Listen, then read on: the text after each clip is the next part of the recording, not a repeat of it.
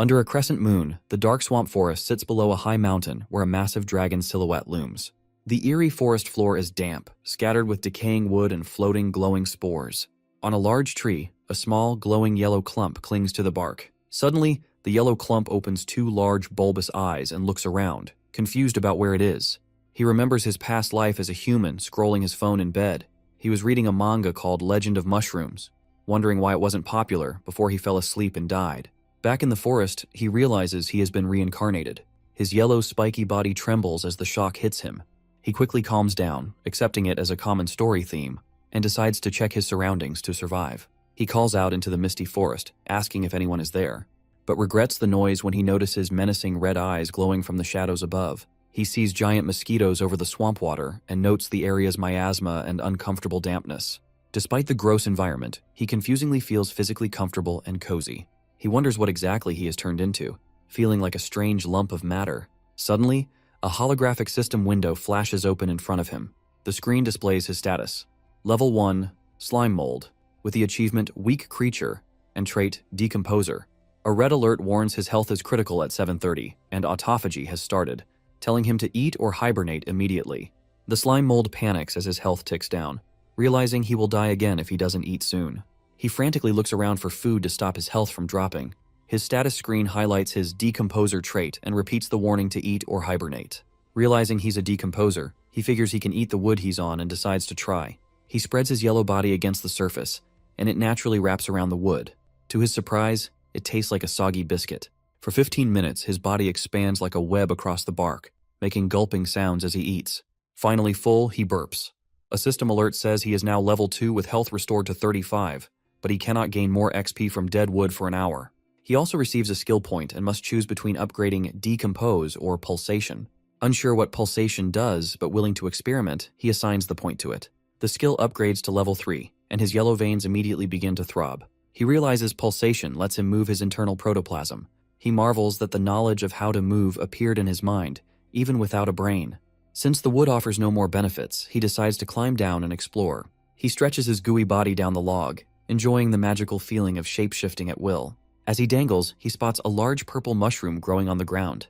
While a human might die eating it, his slime instincts tell him the mushroom is a delicacy. He slides across the ground, focusing on the shortest path to the meal.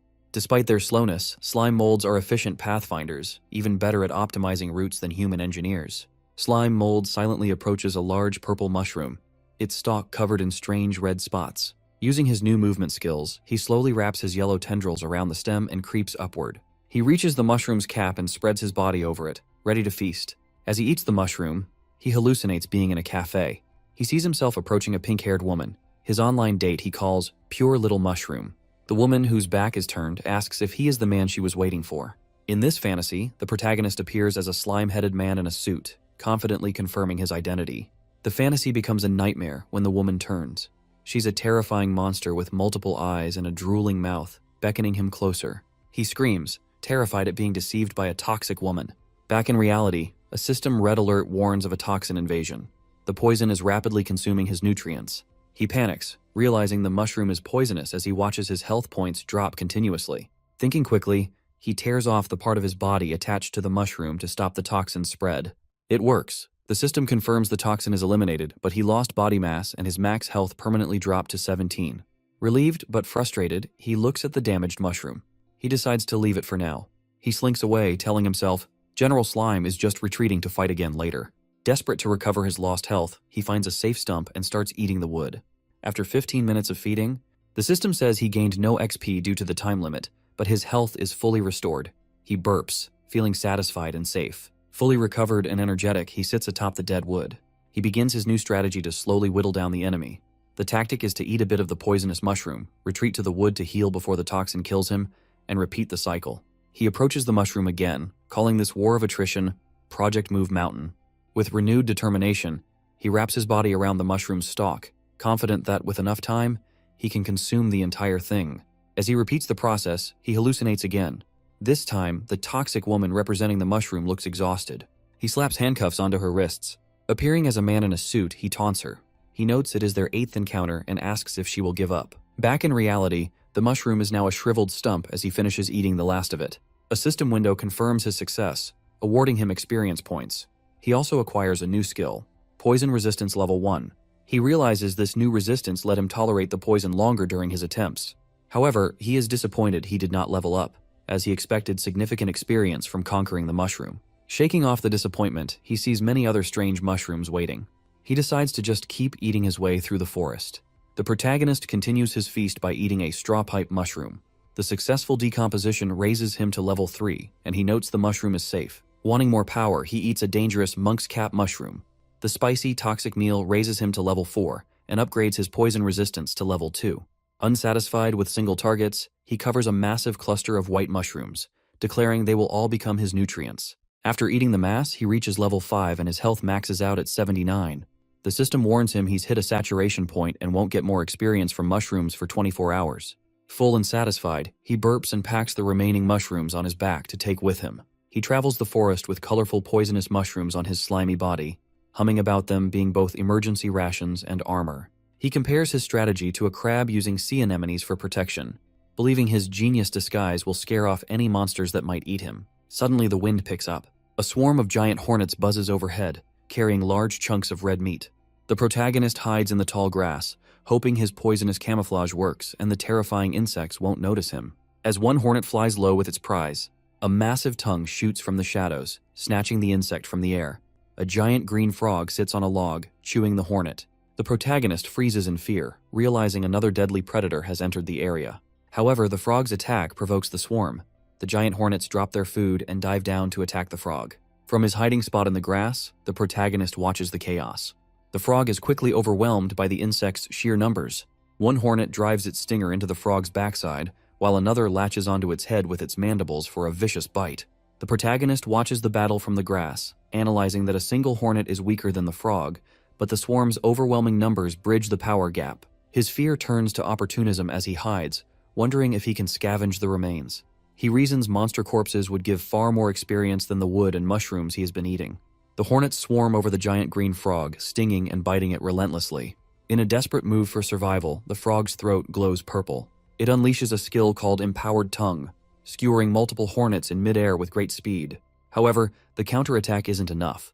More hornets latch onto the frog's jaw, sinking their mandibles in as it croaks in agony. The protagonist continues to peek from the grass, witnessing nature's brutality. Suddenly, a massive shadow falls over the frog on the log.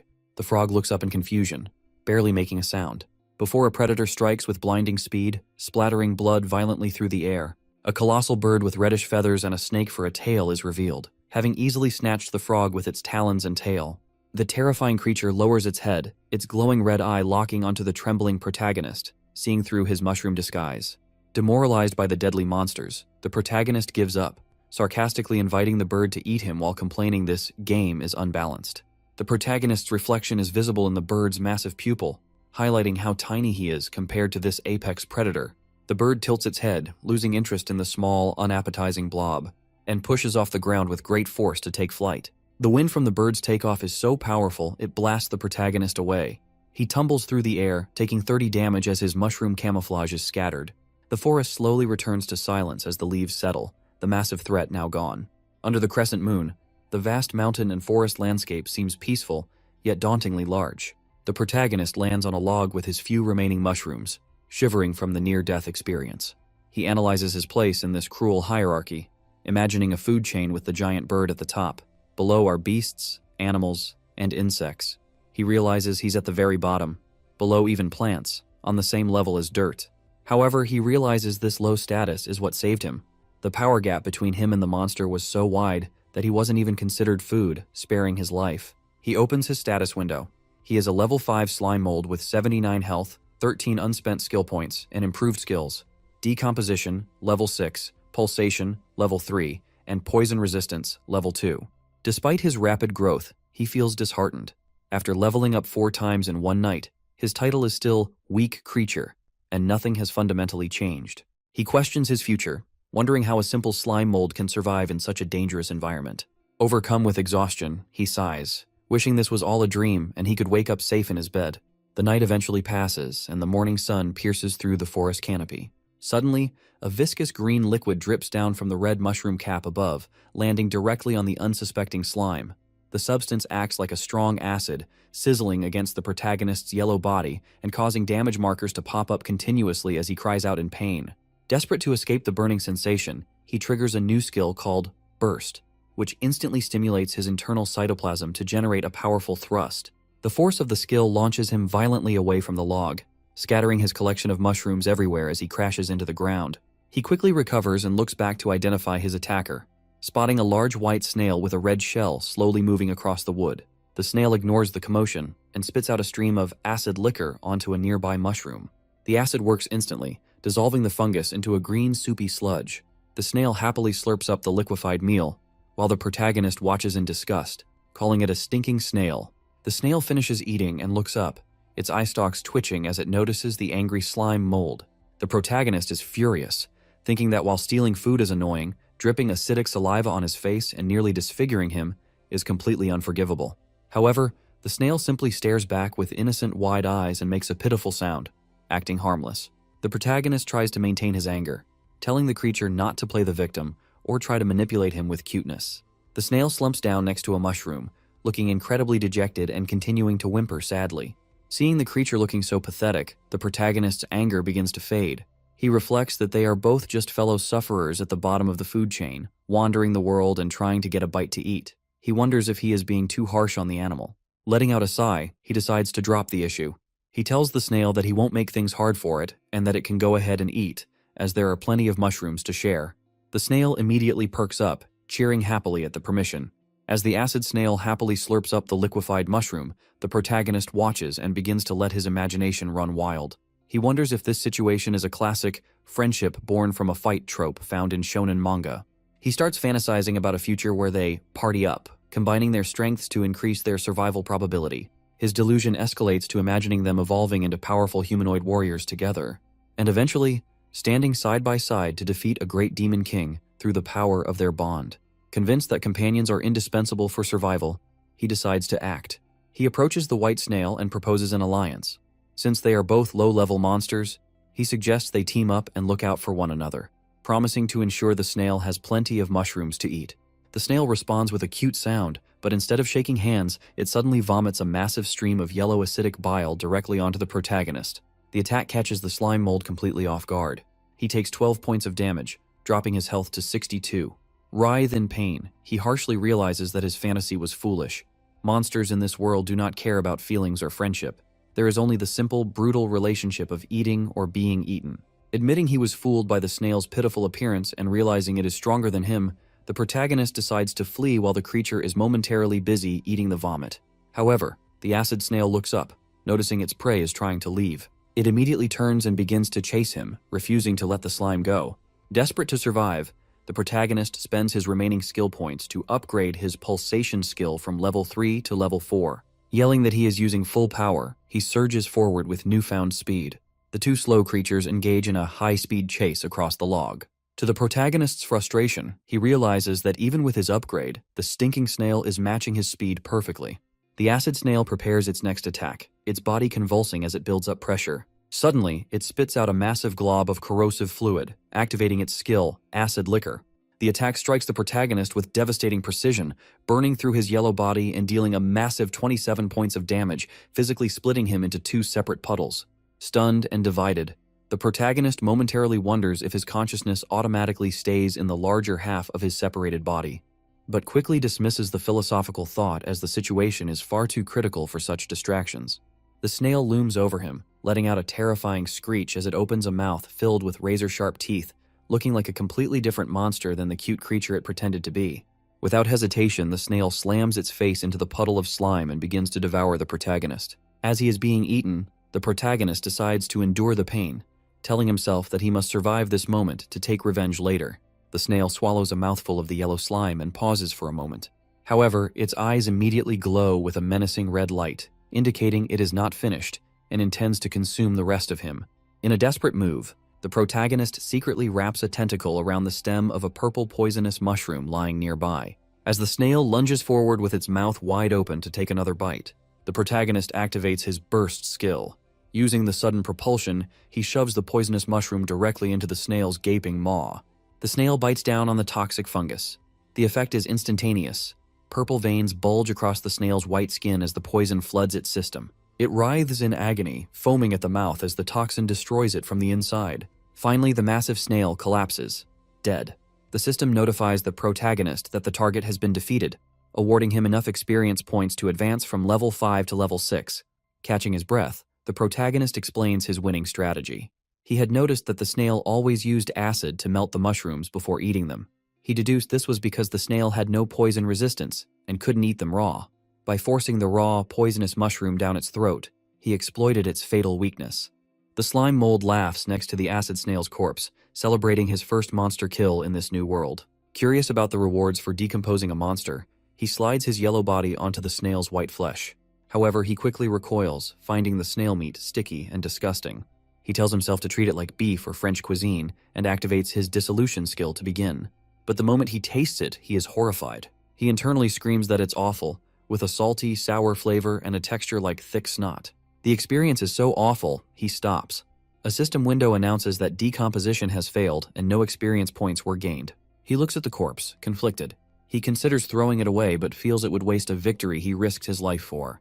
He reminds himself that he must get stronger quickly and cannot afford to be a picky eater. He decides to endure it, figuratively holding his nose, though he notes he has none, and forces himself to swallow the foul meal. The forest fills with his sounds of retching as he struggles to keep the disgusting food down, looking like a glitching mess of slime. He forces himself to continue, eating the snail meat along with some nearby mushrooms. When he finally finishes, the system announces the decomposition is complete. He gains enough experience to level up from 6 to 7, and his body recovers. Despite the system's claim, he feels terrible. He lies in a melted puddle by the empty red shell, feeling worse than before he ate.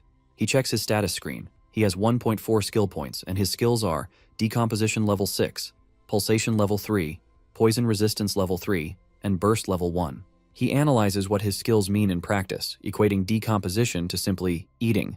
He cynically translates his other skills. Pulsation is running away, Poison resistance is getting beaten up, and Burst is also running away. The slime mold accepts his reality, telling himself complaining is useless for his species. He imagines powerful forest predators like the giant hornet as muscular giants. He reasons that with his low stats, he couldn't provoke them even if he had attack skills. Focusing on survival, he decides to upgrade his pulsation skill again. The skill advances to level 4, and he eagerly tests how much faster he has become. He pushes his slime body as fast as possible, measuring his movement across the wood. He finds his new top speed is 20 centimeters per second. However, when he calculates this is only 0.78 kilometers per hour, he despairs, realizing he is still incredibly slow despite his efforts. A week later, the protagonist is lounging inside a hollow log, holding a red mushroom. He reflects that while the log was safe, he has exhausted the local food and only gained 2 levels. It is time to find a new base. Before leaving, he decides on one last large scavenge to fill his stomach and inventory. He activates Search. By flattening his body into a vein-like network, he can explore multiple directions at once. His search range grows with his health points. His yellow body spreads across the forest floor like a living map. The system notifies him that he has stored 3 white mushrooms inside his body. He expands his reach, snagging 6 small grass mushrooms. He explains that with his body control, he can either store items or decompose them instantly, increasing his efficiency as he consumes a cluster of blue mushrooms. The slime mold continues foraging by consuming a large blue mushroom. The system confirms the decomposition, granting him experience and upgrading poison resistance to level 4. While expanding his search network, his yellow tendrils hit a hard red object. The system immediately alerts him the target cannot be decomposed. Before he can react, he takes 9 points of damage from a sharp pain. He retracts his body, annoyed to find he has encountered that guy again. The attacker uses a skill called Acid Liquor, spraying a green corrosive liquid.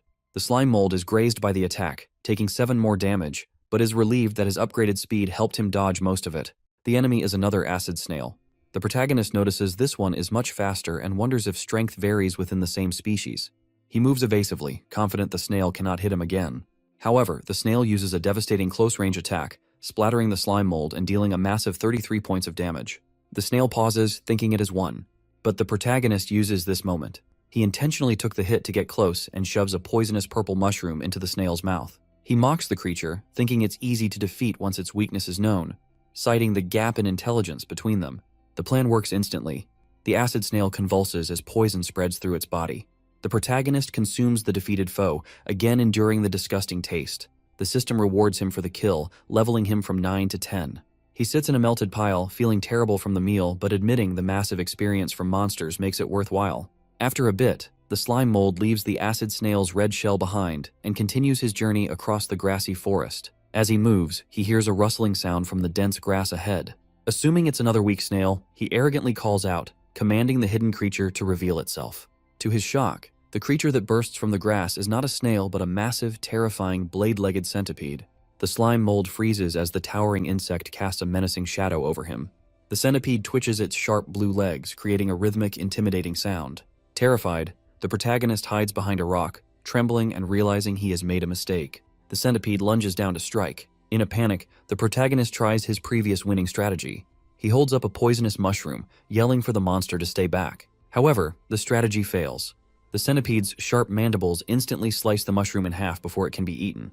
The protagonist stares in disbelief as the sliced mushroom falls. Realizing his trick is useless against this enemy, the monster follows up with a skill called Myriapod Blade Strangle, wrapping its long body around the slime and squeezing. The centipede buries its head into the yellow slime, trying to bite and tear the protagonist apart. However, the situation turns. The centipede struggles, unable to inflict damage. The protagonist realizes his liquid body is immune to blade attacks and constriction.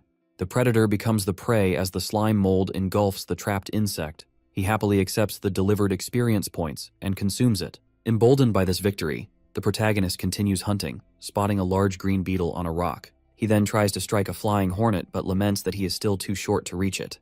He then spots a cockroach but, with pure disgust, decides to let it go simply because he doesn't want to eat it. Sometime later, the protagonist travels through the forest in high spirits, humming with a red mushroom in his mouth. He opens his status window, revealing great growth. He is now a level 13 slime mold with 157 health points.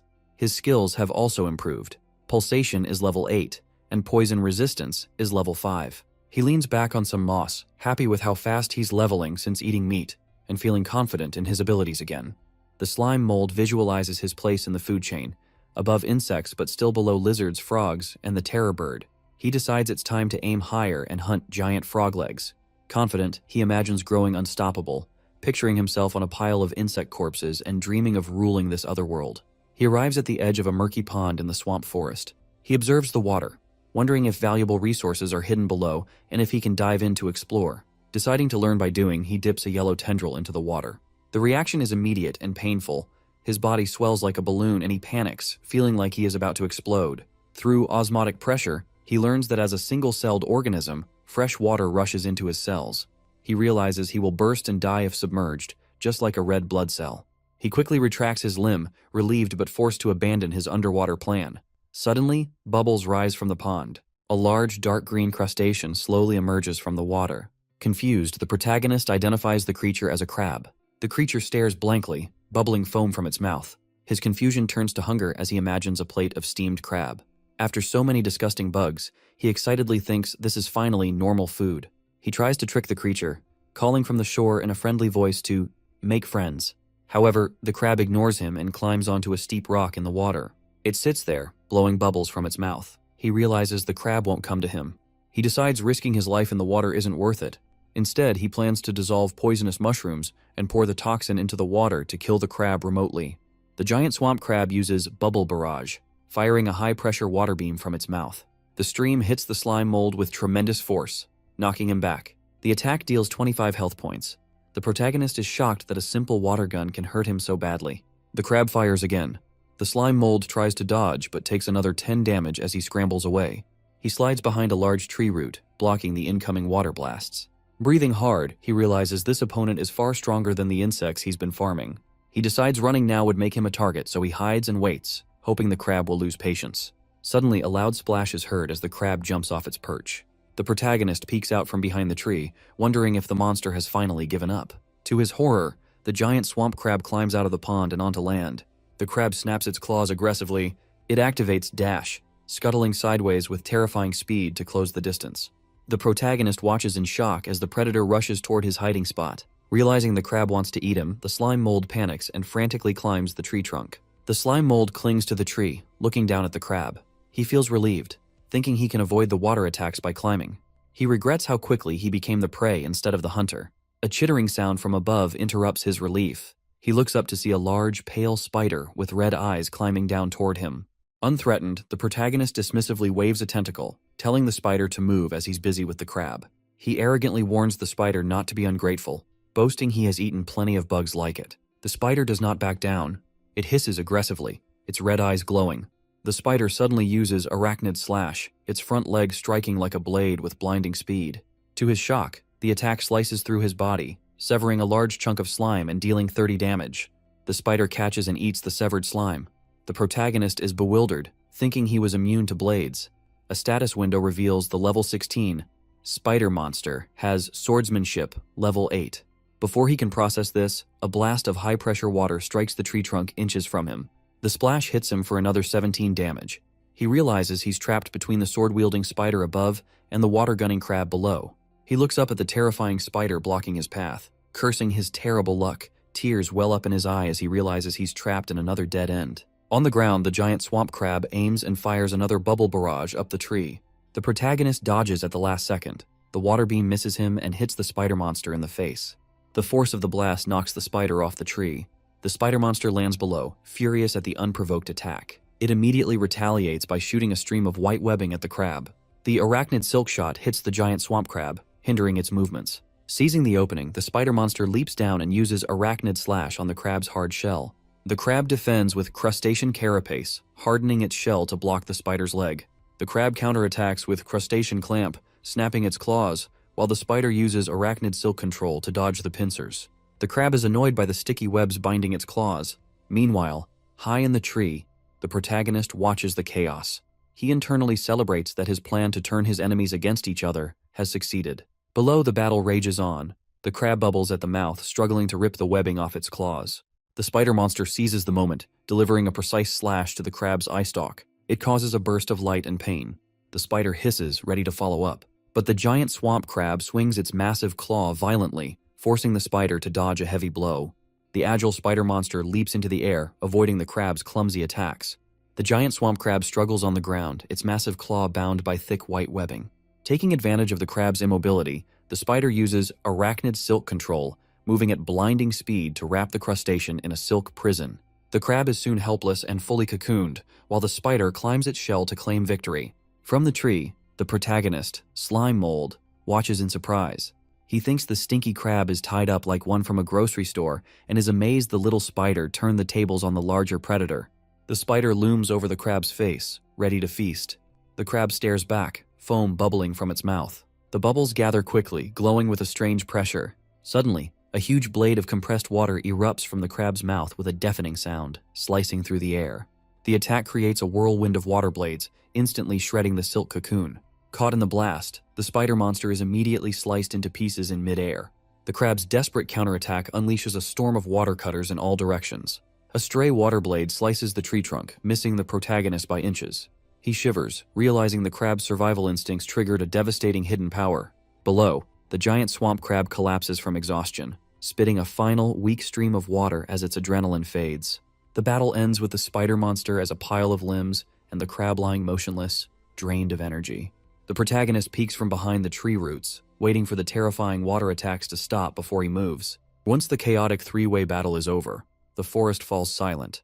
The spider monster is in pieces, and the giant swamp crab lies helpless in its webbing.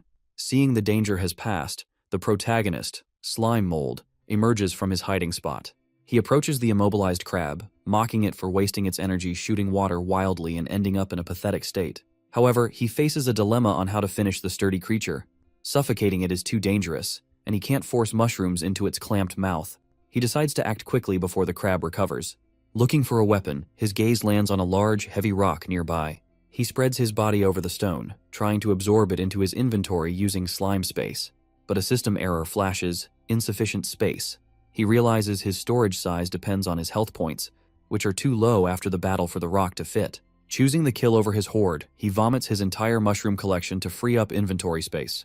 With his inventory cleared, he successfully absorbs the massive rock into his body. The immense weight makes his yellow body bulge, and he hits the ground with a heavy thud. He complains about the weight but pushes on, dragging his heavy, rock-filled body. He slowly climbs the tree, positioning himself high above the trapped monster. He looks down at the crab, declaring he has come to take its life. Using gravity, the protagonist lets go of the tree and drops like a stone toward the target. The giant swamp crab looks up in terror at the massive yellow object falling from the sky. In a last effort, it shoots one final high-pressure water stream from its mouth. The water jet hits the falling rock and slime, but its momentum is too great. The protagonist endures the damage, determined to crush his enemy. The crab braces for impact as the shadow falls over it. With a deafening crash, the rock-filled slime mold slams into the crab's shell, creating a massive shockwave. The dust settles, showing the protagonist on the crushed crab shell. The system confirms the kill, awarding him enough experience for level 14 and 0.5 skill points. Overjoyed by his survival and victory, the protagonist laughs maniacally, celebrating his triumph as the last one standing. Without wasting a moment, he settles on his fresh kill, happily announcing it's time to feast. The protagonist, Slime Mold, eagerly prepares to enjoy his hard-won meal, sitting on the crab's overturned shell like a chef. He arranges the crab's organs in a row in the shell like a soup bowl, and uses a piece of leg meat as a utensil, ignoring the spider's remains. He dips the white crab meat into the rich yellow roe, ready to dig in. His first bite overwhelms him with flavor. After days of eating moldy wood, snails, and insects, the fresh seafood taste is a flavor explosion in his mind. Tears stream down his slimy face as he realizes good food heals the soul. He renews his vow to survive in this dangerous world to find more delicious food. He eats everything, leaving no waste, and lies back on a log, stuffed and satisfied. A status window shows he is now level 14 with 168 health points. He feels fully recharged and energetic. With his hunger gone, the protagonist decides to use his new energy for an experiment. He sits before a rock, focusing on his internal body structure. He squeezes his body muscles tightly, straining with all his might. His single eye bulges from the pressure as he tries to force something out, screaming internally from the effort. Panting, he glares at the rock, commanding the power to come out. He recalls the crab's bubble barrage attack, reasoning that skills can be learned through practice. The crab compressed water to shoot it, and he figures a slime mold should be able to do it too. With new determination, he squeezes his internal fluids again, chanting for the attack to appear. The protagonist tries to copy the crab's attack by squeezing his body. He strains, but only a few weak squirts shoot from his backside in the wrong direction. He tries again, aiming forward with straining noises, but the yellow liquid only dribbles out weakly. Exhausted, he melts into a puddle. He complains that he can't control the liquid's direction or force, feeling defeated, but his frustration turns to determination. Refusing to fail, he tenses his whole body, compressing his internal fluids to the limit. Suddenly, a high-speed jet of yellow fluid shoots from his body with great force, activating his Burst Level 1 skill. The projectile hits the crab's shell, piercing a hole through it. The system announces his Burst skill has evolved into a new attack, Cytoplasm Jet. The system explains the skill uses his internal cytoplasm to launch his own body mass as a projectile. The protagonist laughs, thrilled that he can evolve skills through practice. He pauses, suddenly worried. He recalls his previous skills had a 5-minute cooldown and wonders if this attack does too. To test it, he quickly fires 2 more shots. To his delight, he fires a rapid barrage, piercing the crab shell repeatedly. The system confirms the skill has no cooldown. After firing continuously, the skill upgrades to level 2. However, he realizes the power's heavy cost. He is shriveled into a thin stick. A system alert warns his health is critical because each shot uses his own biomass, health points, as ammo. He realizes that with no magic, his body is his only combat resource. A bit disappointed he can't be a mage, he eats the crab to recover his lost mass. While eating, he has an idea. If eating restores him, what if he ate the parts of himself that were cut off earlier? He searches and finds a large chunk of his yellow slime on the grass. The piece looks surprisingly large, and he wonders if he lost that much mass when the spider sliced him. To test his theory, he touches the separated piece to his main body, activating Reclamation. As he absorbs the piece, he experiences memories from its perspective. He sees himself fighting the spider and dropping the rock, but from the outside, realizing the severed piece had its own consciousness. Slime Mold realizes something brilliant about his body. Severed parts, though lacking consciousness, can decompose things independently. By reabsorbing them later, he can collect the health and experience they've gathered. Delighted, he hums a tune, thinking he has found a bug or exploit in the system. He imagines sending out multiple fragments to work in different locations, turning his single mouth into many to drastically increase his leveling speed. He immediately tests this theory using division. A piece of his yellow body separates, costing him 10 health points. But both his main body and the split part look weak. He realizes a limitation. If his health drops below 30, he enters a dangerous state of starvation. With a max health of 198, he reasons that with enough food to replenish his health, he can create as many clones as he wants. He strains his body. He forcefully rips a large chunk of slime from his main form, taking 30 damage to create a substantial clone. The separated yellow blob wiggles and moves on its own, confirming the experiment's success. He imagines himself wearing a ninja headband, realizing the ability is like the shadow clone technique from a famous manga. Excited, he raises a fist and declares it's time to start working. He commands one small slime clone to decompose a dead log. He directs others to a nearby mushroom pile. His status screen shows he's a level 14 slime mold with 198 HP and skills like decomposition, pulsation, poison resistance, and cytoplasm jet. He's satisfied with his strategy. Send out clones to farm resources while he stays back, eating leftover spider meat to keep his main body safe and at full health. Mastering his body, he imagines himself in a cool, humanoid armored form, feeling incredibly strong. He analyzes combat, visualizing a normal thrust from a weapon passing through him harmlessly. He reasons even a normal slash or a powerful energy slash would fail, as his liquid body would just reconnect. He concludes physical attacks can't threaten him, but his expression turns serious as he considers the one thing he still fears. He contemplates his physical immunity, wondering if he's invincible. He imagines being hit by a magic attack, questioning if magic could kill him since physical attacks fail. He wonders if he hasn't seen magic yet, because this world is just a wilder animal kingdom. He sets a trap in the murky water, using small pieces of his yellow body as bait to lure in prey. A giant swamp crab bursts from the water, snatching the bait. However, he has laid a trail of slime chunks leading from the water into the grass. A group of crabs follows the trail of food, unaware they are being led into a kill zone. The crabs continue to feast on the yellow lumps, moving further inland. High above, he clings to a tree, watching the crabs gather below as they finish the bait trail. The crabs suddenly look up, noticing a massive shadow falling over them. He pushes the tree branch, again using gravity as his weapon.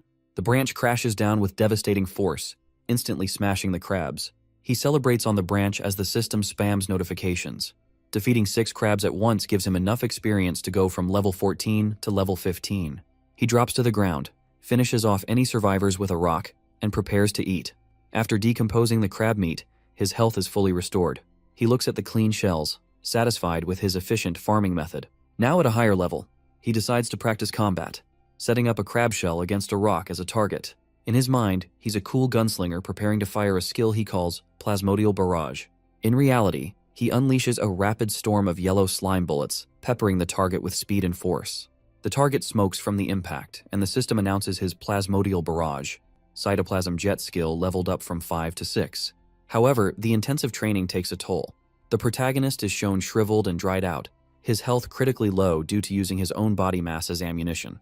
As he eats a mushroom to recover from the autophagy state, he notes that after 2 days of hard training, both the power and accuracy of his attacks have significantly improved. He analyzes his stamina, noting he can only fire 30 cytoplasm jet shots before his health is at risk. He wonders how to make them more lethal without using more of his body.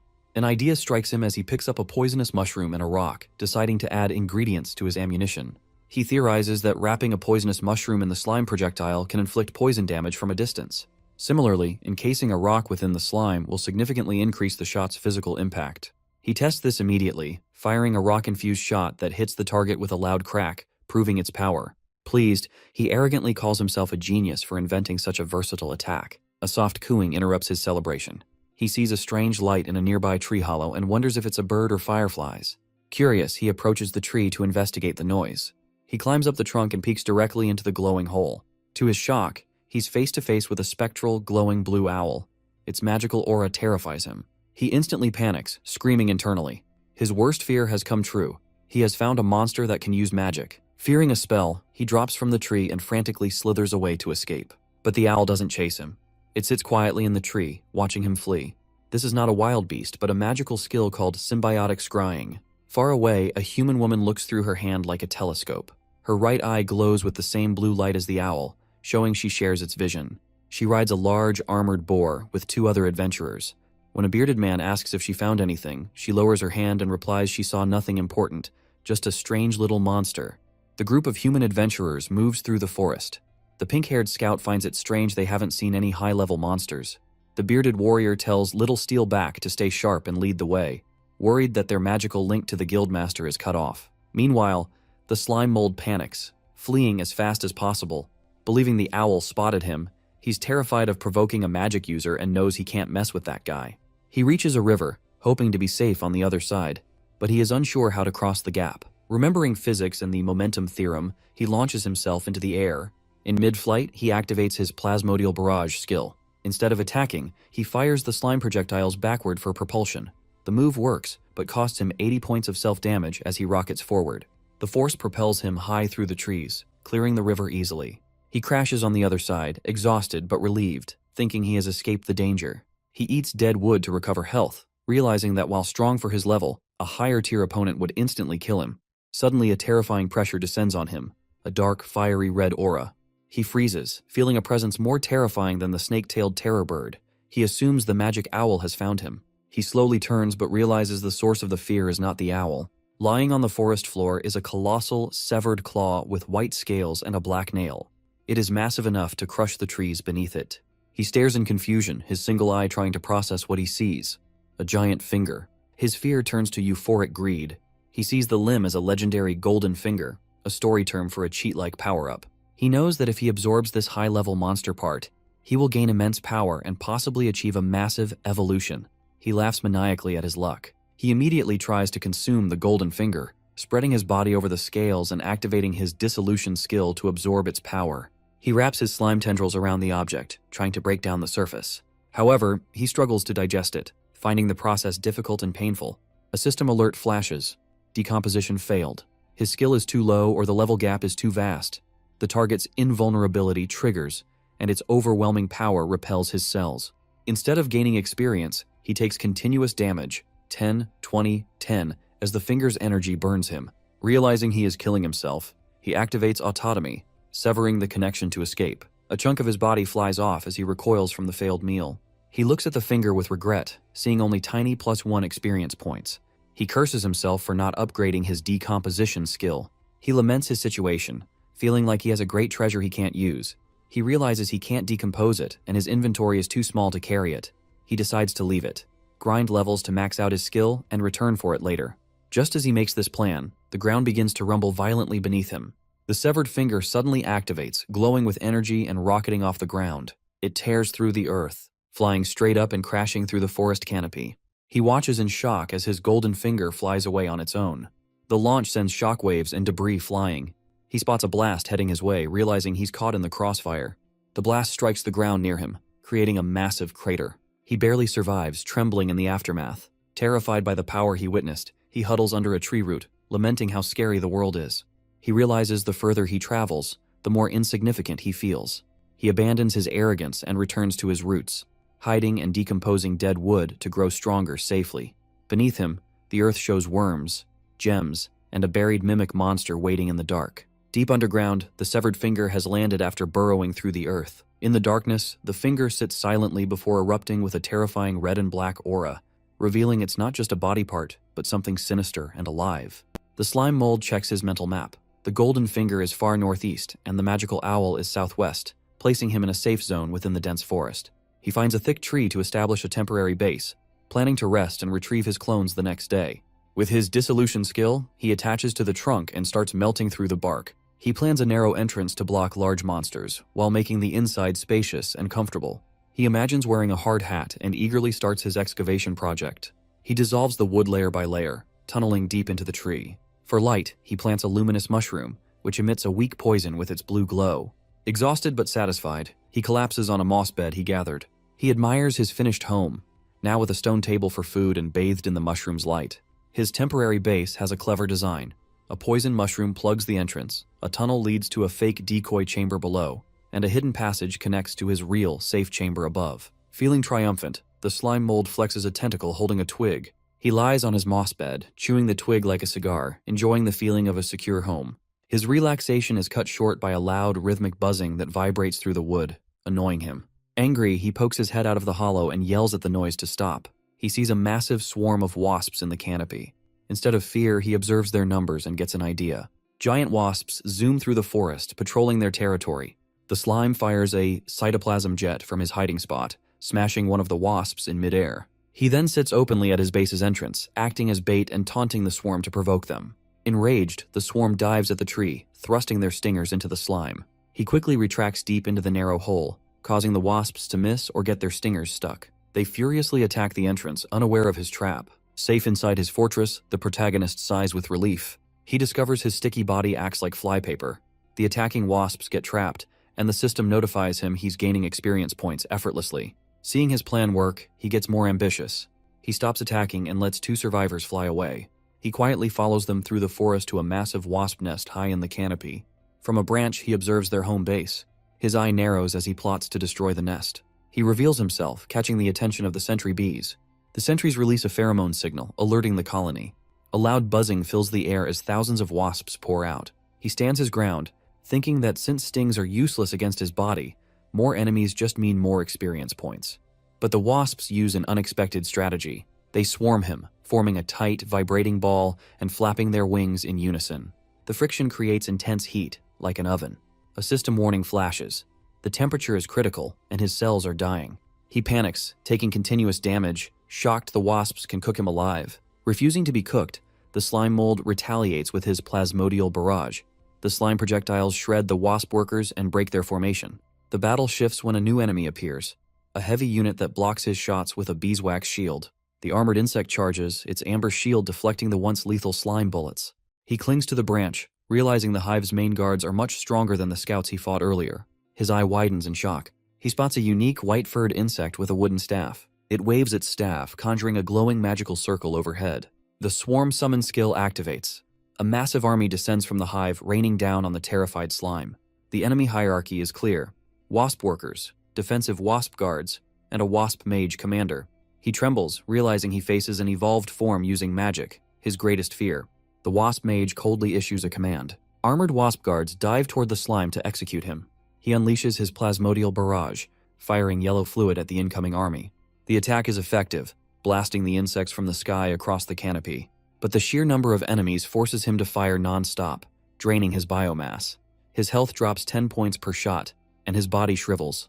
To sustain the assault, he uses a clever strategy. While firing, he anchors himself to the branch and uses decomposition to drain nutrients from the wood, regenerating 10 HP per tick to offset the cost. Despite his infinite ammo, the wasp guards press their attack. One raises its beeswax shield, deflecting the shots. He is frustrated, knowing he needs his last stone to reinforce a projectile and break their defense. Seeing his attacks fail, 2 wasp guards dive to finish the job. They crash into him, stabbing his gooey body. But physical contact is his specialty. He mocks the soldiers for delivering themselves to his door, as his body entraps them. The guards get stuck in the fluid, their armor dissolving as he decomposes them alive. After decomposing the enemies, he decides to claim the spoils. His inventory updates with wasp spears and a wasp needle from the guards. But a system alert warns his storage is full, so he must use the items now. He improvises, enveloping a sharp wasp spear in his slime as a projectile core. He spins it rapidly for stability and power. He fires the enhanced shot at a wasp guard. It shatters the beeswax shield and skewers the soldier behind it. Seeing its guard destroyed, the wasp mage realizes its defenses are beaten. It waves its staff. Obeying, the entire swarm breaks formation and flies back to the hive, abandoning the assault. He remains on the branch, watching them leave. He scoffs, believing they retreated because they feared his power. The battle intensifies as the wasp mage forms a swirling ball of golden energy. Seeing the glowing liquid, the slime mold is distracted. It looks like honey, and he wants to taste it, even mid-fight. But the mage isn't offering food. It raises its staff and ignites the sphere, casting Spark Ember. The wasp mage launches the fireball downward like a meteor. The attack hits the slime mold for 70 damage, causing him to scream as his health plummets. The mage continues, launching multiple flaming projectiles in a relentless attack. The slime mold scrambles away, realizing fire is a counter to his body. The attack mixes fire and sticky honey for splash damage. Though he regenerates slightly, he knows he can't win and decides to run. He frantically dodges as explosive spells blast the tree bark around him. To slow them down while retreating, he turns and fires his plasmodial barrage, a stream of yellow slime projectiles. 2 armored wasps move forward to intercept the attack. They use twin beeswax barrier, combining shields to form a green wall that blocks the slime and protects the mage. Clinging to the tree as fire rains down, the slime mold complains about their strong defensive skills. Accepting defeat, he slides down the trunk, fleeing as explosions tear up the wood behind him. The wasp mage uses a powerful spell, Swarm Summon, to call for reinforcements. From the hive emerges a new enemy, the self-destruct bee. Bloated with energy, their glowing abdomens crawl out to defend the hive. The Suicide Squad charges forward in a mass assault. They dive-bomb the tree trunk where the slime is hiding in a coordinated strike. On impact, they detonate, causing a chain reaction of explosions that engulfs the area in flames. The slime mold leaps from the burning trunk to avoid the fire. He lands on a lower branch, his gooey body absorbing the impact. However, the wasp mage sees him and directs its soldiers to cut off his escape. The slime feels the branch shaking violently. He sees 2 large wasps sawing through the branch. It snaps, and the slime mold falls. As he falls, he sees a trap below. Hundreds of self-destruct bees waiting for him. Above, the wasp mage prepares its final attack, conjuring a massive ball of yellow energy that looks like a sun. The mage hurls the massive spell downward. The fireball streaks toward the slime and the bees, showing the mage will sacrifice its own troops for the kill. The slime watches the attack descend, his vision filled with blinding light. The spell hits the slime, causing a huge explosion. A mushroom cloud rises above the forest, visible from far away. As the dust settles, the exhausted wasp mage and its guards lower their weapons, believing the threat is gone. Burning pieces of wood rain down, the only remnants of the destroyed area. The forest is calm, and the guards return to their duties. But a sudden disturbance catches their attention. 2 guards carrying resources back to the hive freeze mid-air. The wasp mage's eyes widen in shock, realizing they are not alone. Suddenly, the slime mold bursts from the tree bark behind them in a sneak attack. Before the insects react, the yellow predator charges through the air.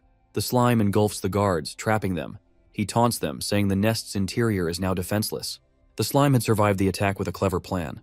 Earlier, instead of just hiding, he had eaten through the wood, creating a secret tunnel to the nest. Just before the explosion, he used 150 HP to create a split-body clone, leaving it outside as a decoy.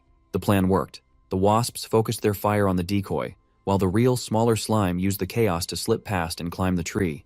Now the slime mold breaks through the hive wall, going deep into enemy territory. Inside, he uses his search skill, spreading his body to map the tunnels. He moves through the corridors, passing a food storage room, as it's not his target. He checks a chamber with giant larvae, but ignores it too. He finds a golden chamber filled with honeycombs, which greatly tempts him.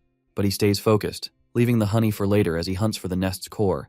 The slime mold bursts from the ground into the nest's deepest chamber. He immediately spots his defenseless target. It's the queen wasp, a massive, immobile creature.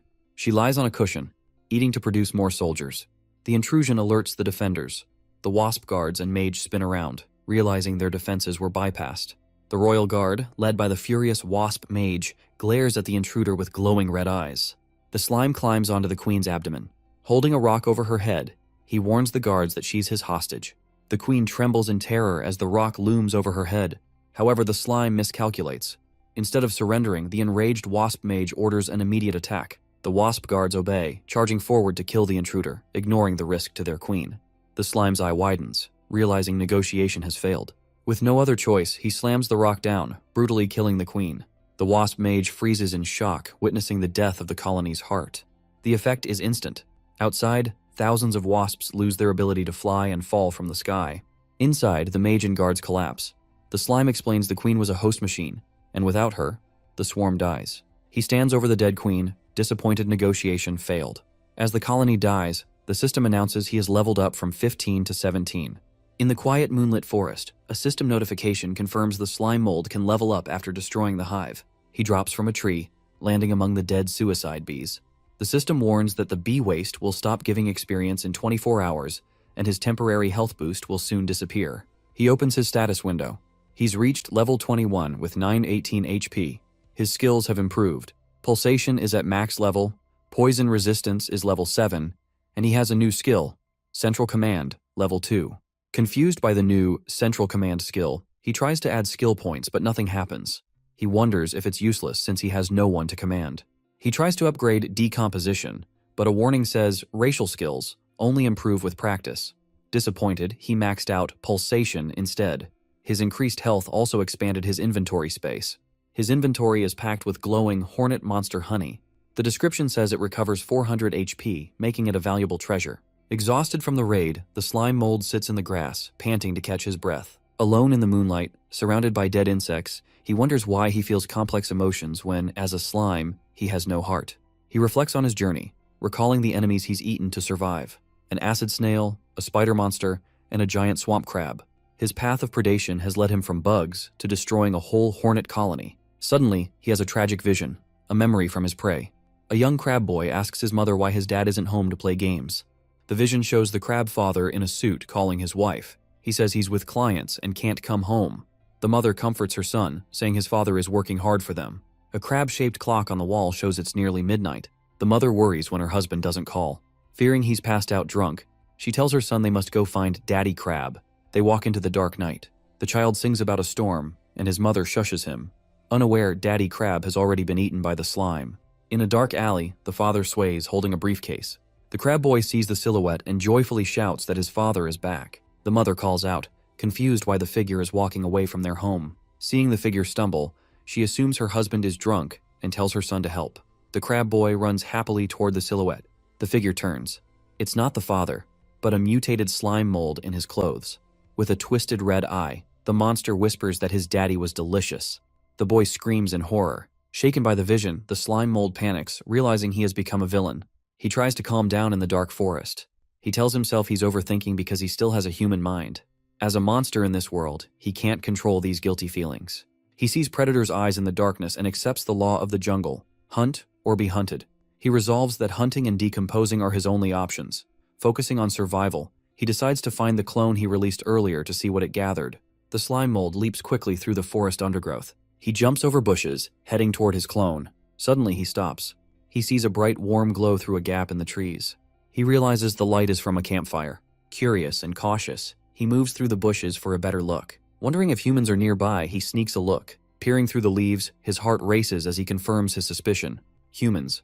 He spots 3 adventurers resting by a fire. Hidden in the bushes, the slime mold is shocked and nervous to see people in this monster-filled world. At the camp, the pink-haired scout, Nia Ross, C rank, rests against a sleeping armored boar. She pets the beast, little Steelback, thanking it for finding the path. By the fire, the bearded warrior, Rake Carter, B rank, apologizes to his team. He blames himself for getting them lost while searching for their target. The hooded figure reading a book, Cole Fern, B rank, analyzes their situation. He notes that magic communication is cut off and the forest is a maze. He tells Rake not to blame himself, as these anomalies were unpredictable. Cole suggests they report to the church after they escape. Their conversation reveals the guildmaster has been missing for 2 years. Cole adds that there were rumors the church was suspicious of their guild before he disappeared. 10 years ago, Guildmaster Gon founded the 100-Style Guild on a philosophy of equality with the motto, no deception, no abuse, no evil. The guild became famous for its generosity and unity. The guild's fast growth drew the church's suspicion. 2 years ago, Gon took a mission from the Pope to the swamp forest and was never seen again. Rake Carter says that without the master, the guild has crumbled. He thanks Nia and Cole for being the only ones who joined his search squad. Nia Ross humbly says she owes Gon everything. Without his guild that accepted everyone, her niche profession would have prevented her from becoming an adventurer. Cole, still reading, cynically remarks that Nia can control magic beasts and would be sought after by other guilds, so she needn't worry about her future. Angered, Nia yells at Cole to shut up and go to sleep. Cole quickly apologizes, realizing he struck a nerve. Meanwhile, the slime mold strains to listen from the bushes. He only catches words like guild and church. He realizes learning about the human world's politics is crucial for his survival. He uses his shapeshifting ability, extending a flat tendril from the bush across the ground to act as a sound receiver. The slime mold now listens intently from the grass as the unaware adventurers talk. The eavesdropping is interrupted when Cole, without looking up from his book, calmly announces a monster is nearby. The slime mold realizes he's been detected and panics. Before he can retract his tendril, an ice spike cast by Cole bursts from the ground, impaling the limb. The attack is devastating. A system notification says the frost effect is super effective, reducing his speed by 90% and leaving him shivering. Desperate, the slime drags his frozen limb back into the bushes, leaving an icy trail. Cole tells his companions he handled it. Rake readies his shield, asking where the enemy is, while Nia commands her boar, Little Steelback, to investigate. Encased in ice, the slime mold stares in horror as the boar looms over him. Little Steelback sniffs the frozen slime, wondering if the yellow lump is food. Deciding it's a frozen treat, the boar crunches down on the slime, who screams internally as he's chewed. His eye widens in terror. He tries to flee, thinking this is the end. He is convinced he's about to die in the boar's mouth. Just as he prepares for death, Nia shouts at the boar not to eat the strange creature. She lectures her pet not to kill indiscriminately. Dismissing the slime mold as a harmless small monster, she orders the boar to spit it out. Following her command, the armored boar spits the slime mold out in a glob of saliva. Nia catches the sticky creature, holding him up to her face. With a warm expression, she says he feels familiar and asks the little monster if he wants to form a contract with her. Overcome with joy, the slime mold sees her as an angel. He mentally screams, "Yes!" believing he's finally found a magical bond. Rake Carter interrupts, scolding Nia for messing around. He says they must save their mana to escape the forest, not waste it on a low-level slime. The slime mold tries to shout that he's a slime mold, but no sound comes out. Nia agrees and places the slime on the grass. He realizes with disappointment that the humans can't hear him. Refusing to give up, he decides to use body language to communicate. He contorts his yellow body, stretching his tendrils to form shapes on the ground. Nia points out the strange behavior to Rake. He proudly forms Chinese characters with his body, confident it will prove he's intelligent. The plan backfires. Rake misunderstands the characters and asks if the slime is just making waste. Nia looks confused, unsure of what it's doing. Frustrated, he realizes the humans in this world don't read or speak Chinese. He gives up on communicating, fearing they might kill him if he acts too strangely. He consoles himself that at least humans exist here, even if he can't talk to them yet. Under the moonlight, the slime mold leaps across the water, getting away from the humans he just met. Safely on the grass, he recalls the magical threat. He hopes to avoid the spectral owl, as magical surveillance is his biggest weakness. He decides to test a new skill from the Wasp battle. Activating Nucleus Command, a digital grid scans his surroundings. His senses become a radar system. The skill beeps as it sweeps the area for signals. The blue grid expands through the trees, mapping the dark forest. On a rock, the slime mold waits for the scan to find the clones he left behind. The system locks onto a target. He senses a split body, realizing Nucleus Command tracks the pieces of himself. He rushes through the forest, following the signal to recover his lost mass. The signal grows stronger, leading him to a large, glowing yellow mass by a fallen log. The slime mold is shocked. The clone has grown massive on its own, and he wonders how much it decomposed. He activates Reclamation and merges with the giant clone, absorbing its nutrients. The system announces a huge gain in experience and health points. Energized, he leaps toward the next signal to continue his harvest. He finds and absorbs another clone. His poison resistance upgrades to level 8. The combined experience levels him up to 22. The slime mold lands on the grass, eager to continue harvesting experience. He activates Nucleus Command again, but the signal is faint and beeping weakly. Confused, he wonders why the signal dropped and frantically searches for the source. Scanning the area, he spots movement near some mushrooms and realizes his target is there. To his horror, an acid snail is devouring his clone. Enraged, the slime mold yells at the creature and fires a cytoplasm jet, hitting it. The attack knocks the enemy away, leaving the clone trembling. He acts like the clone is a bullied child and promises to comfort it. He approaches the mushroom patch to reclaim what's left of his mass. Suddenly, a fast red blur strikes from above, smashing the mushrooms. A long, sticky tongue scoops up the slime, stealing the clone in front of him. The culprit is a fat green frog, which swallows the clone with a satisfied croak. The slime mold stares in shock as the frog burps.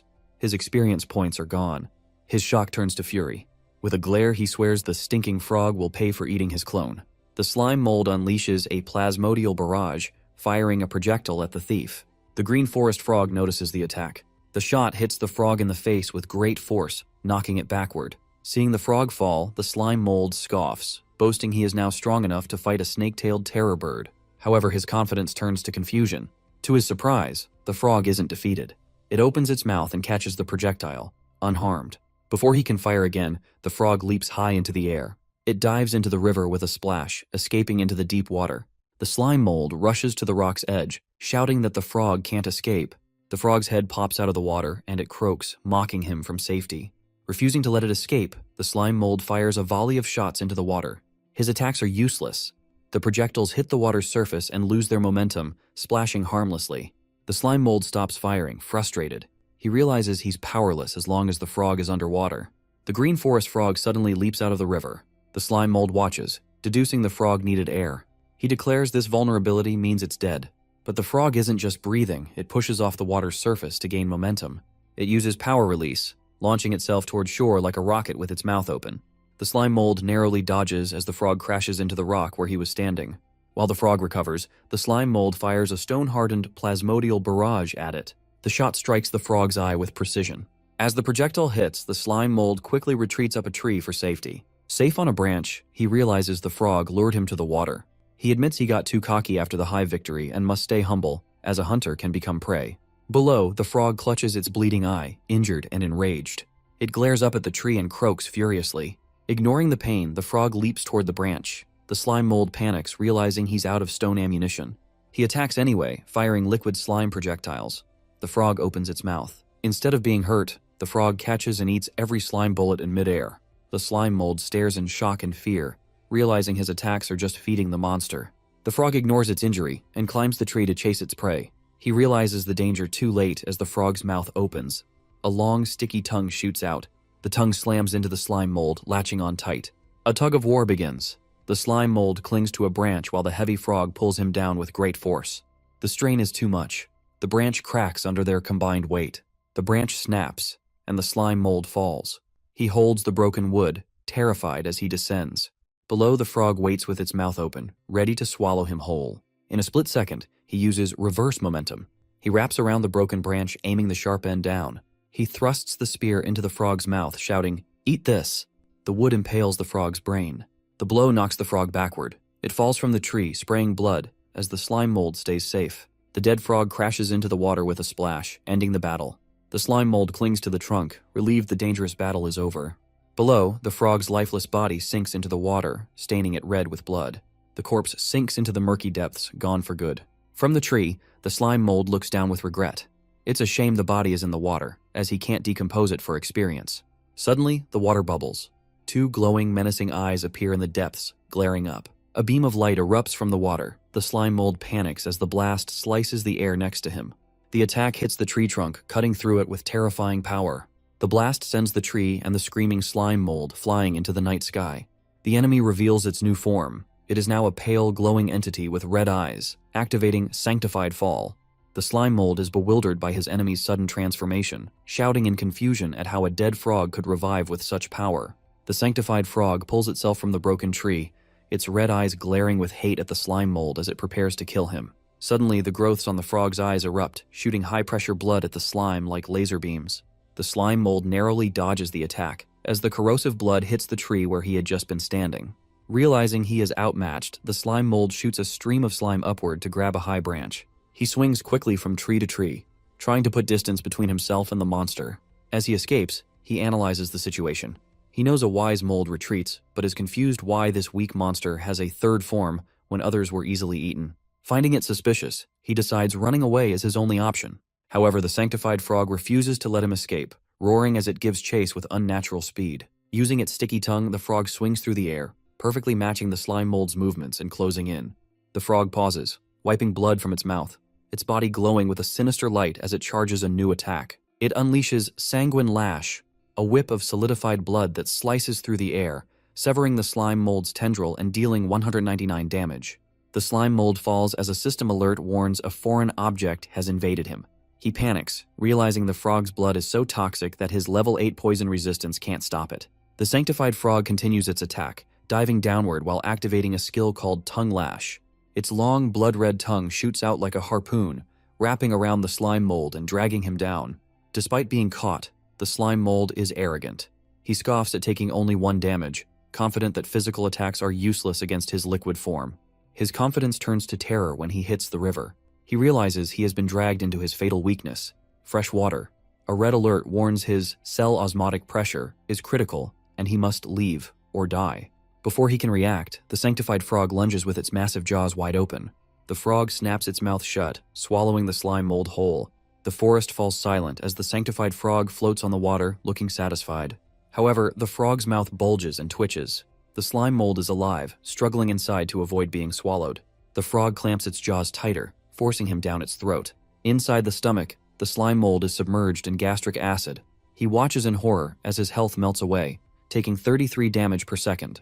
Trapped in darkness, the slime mold panics.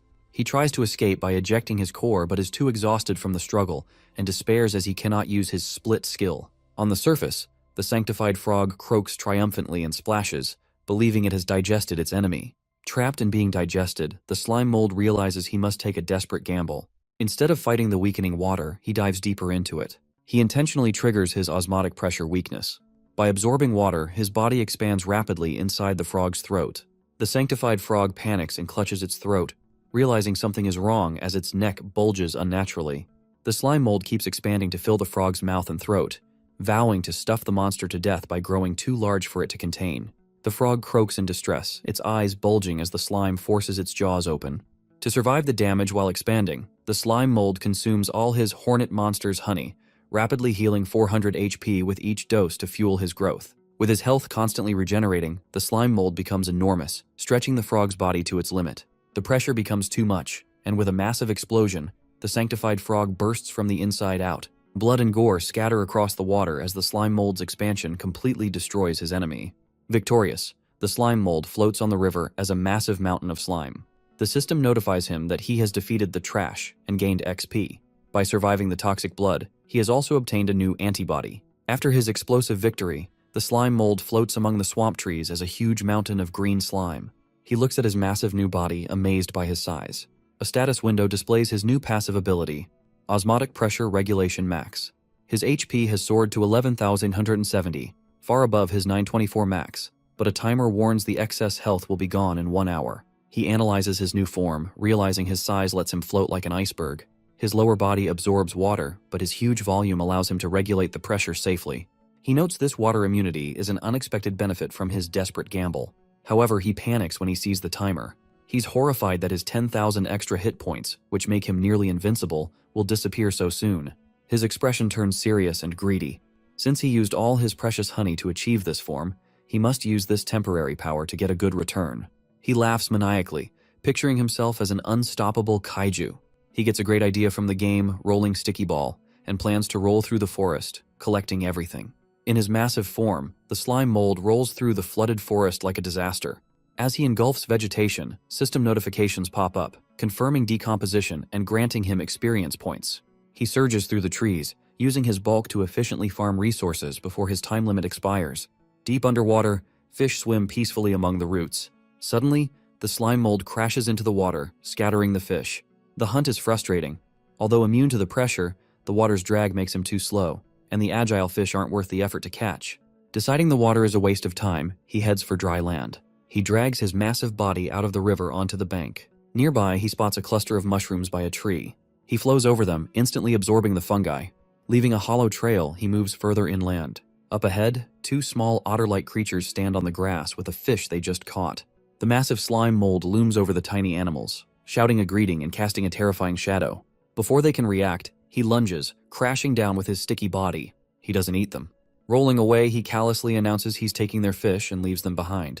The 2 otters sit in the dirt, covered in green slime, staring in traumatized shock as their dinner is stolen. Rolling through the forest, the slime mold rationalizes the theft. He tells himself that sparing the cute otters and only taking their food proves he still has a merciful human soul. His monologue is interrupted when he spots a squirrel holding a nut, its ears and tail tipped with magical flames. Furious at the intruder, the squirrel's body ignites with intense fire. Acrobatically, the squirrel does a handstand and unleashes a fireball from its tail, launching a column of flame at the slime mold. The attack is super effective. The slime mold panics as damage markers appear, realizing fire magic is a dangerous weakness despite his size. However, the size difference is too great. The slime mold looms, warning the tiny creature not to blame him since it attacked first. He slams his massive green body onto the squirrel, joking that playing with fire in the forest is forbidden. When he lifts his body, only a clean skeleton remains. The system confirms the defeat and decomposition, granting him experience points. Deeper in the forest, violent impacts echo through the trees. A large, muscular lizard is sent flying, crashing hard to the ground. Its opponent is an animated tree monster with a glowing crystal in its chest, waving its branch arms aggressively. The lizard recovers, its throat bulging as it prepares to counterattack. It unleashes a powerful stream of liquid from its mouth. The acid spit hits the tree monster, splashing over its body. The acid sizzles and burns, melting the tree monster's bark and flesh as it writhes in agony. Despite its body melting, the tree monster has a survival mechanism. A glowing seed shoots from its dying form, landing safely inside a hollow stump. Drawing energy from the earth, the stump instantly regenerates, restoring the tree monster. Frustrated, the lizard growls as its enemy returns. Activating Wild Rush, it charges forward with incredible speed to finish the fight. The tree monster extends its branches like spears to intercept it. But the lizard is agile, weaving to dodge the strikes as it closes in. The lizard steps in close, ready to bite. But the tree monster is faster. A sharp branch wraps around the lizard's arm, piercing its tough scales. Suddenly, strange white buds sprout rapidly along the branch holding the lizard. One bud blooms into a sinister flower in front of the lizard's face. The lizard stares at the flower, its eye reflecting the petals. The attack is a parasitic infection. Red tumors instantly erupt from the lizard's pupil. The infection is immediate. The lizard's eye explodes in a burst of blood, blinding it as it screams in agony. The tree monster lands a heavy hit, smashing its branch into the lizard while it's still reeling. The force of the blow sends the beast flying, crashing violently into the rocky ground. Blinded and battered, The lizard refuses to give up, scrambling back to its feet. To compensate for its lost sight, the lizard activates thermal vision, allowing it to sense heat signatures. Using this sense, the lizard detects attacks. It perceives the branches as glowing streaks of heat and nimbly dodges to avoid them. The lizard leaps high into the air, soaring above its enemy. It tucks in and spins rapidly, turning into a spinning projectile. Unleashing sharp tail, it uses its spin's momentum for a powerful downward slice. The attack lands with tremendous force, driving the lizard straight down through the tree monster. The creature is destroyed, reduced to splintered wood and green pulp as its core shatters. The lizard roars in triumph over its foe, saliva and blood spraying from its mouth. But the victory is painful. The beast whimpers as the parasitic flower blooms from its eye socket, its roots digging deeper into its flesh. The infected lizard stands blinded, the flower blooming from its eye socket. Suddenly, the massive slime mold rolls down a hill, casting a giant shadow over the dying beast. Mercilessly, the slime mold rolls over the lizard, crushing it with its weight and absorbing it. A system notification alerts the slime mold of a foreign object, but his antibodies neutralized it, granting him experience for the decomposition. The slime mold is briefly confused by the foreign object warning. Dismissing it, he focuses on eating as much as possible before his time runs out. However, as he flattens the forest, he notices something strange. He has rolled over hundreds of acres, yet the forest remains impossibly dense, as if he has made no dent at all. Suddenly, the ground shakes violently beneath him. A massive pillar of dark energy erupts from a distant mountain, shooting up into the night sky. Magical geometric patterns fill the sky as the energy pierces the clouds. The slime mold watches, confused. He wonders if he's hallucinating because despite the massive spectacle in the sky, there is absolutely no sound. Before he can process it, his time limit expires.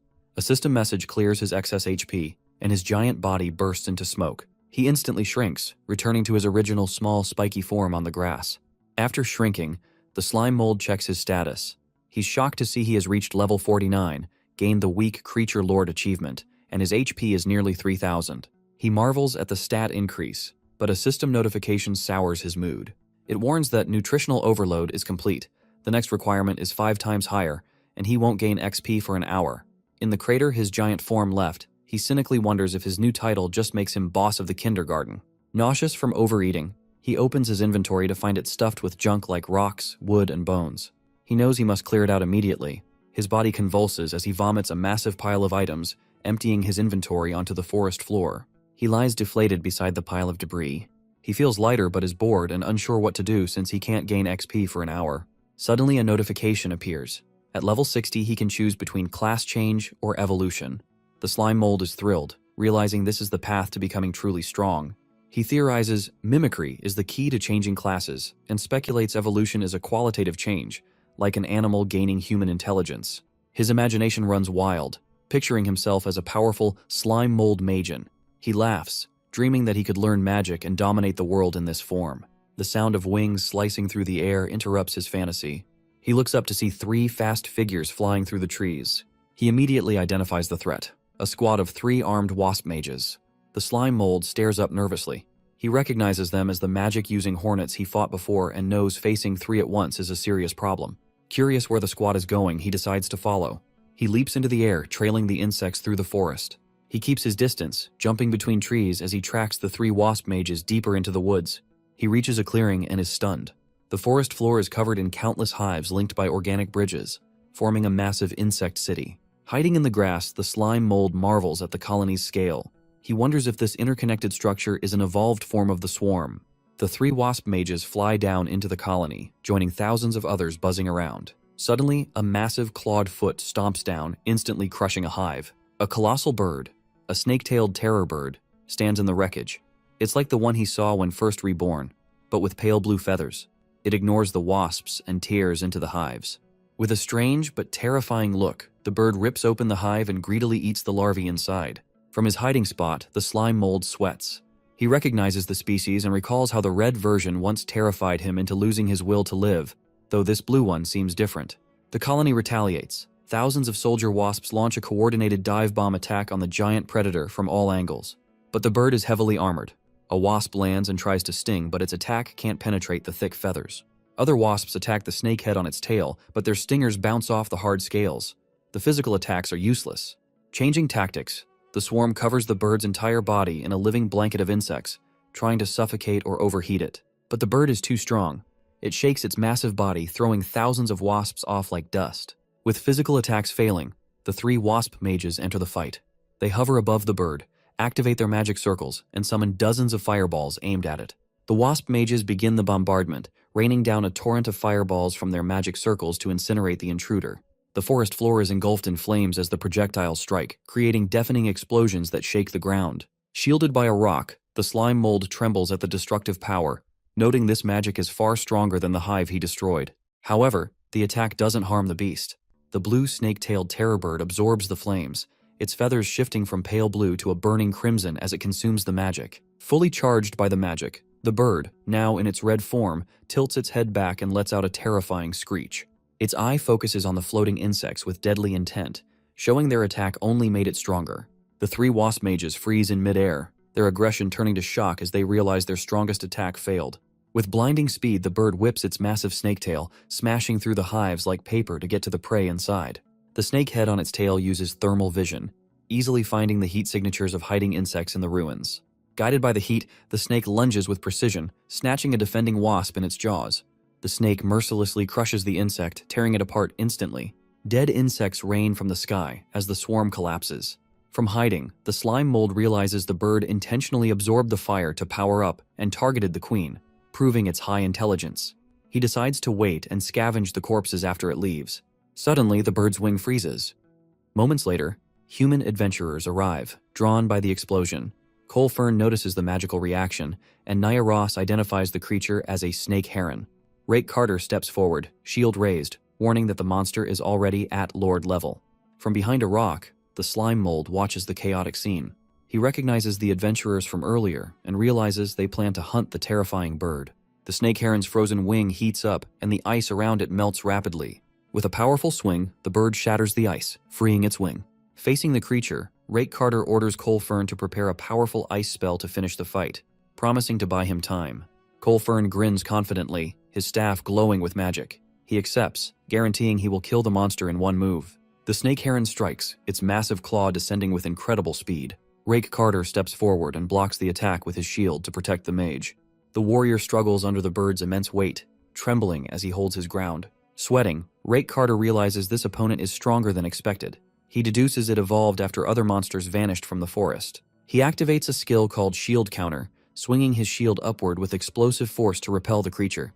The blow knocks the snake heron backward, creating space between it and the party. However, the impact is too great for his shield.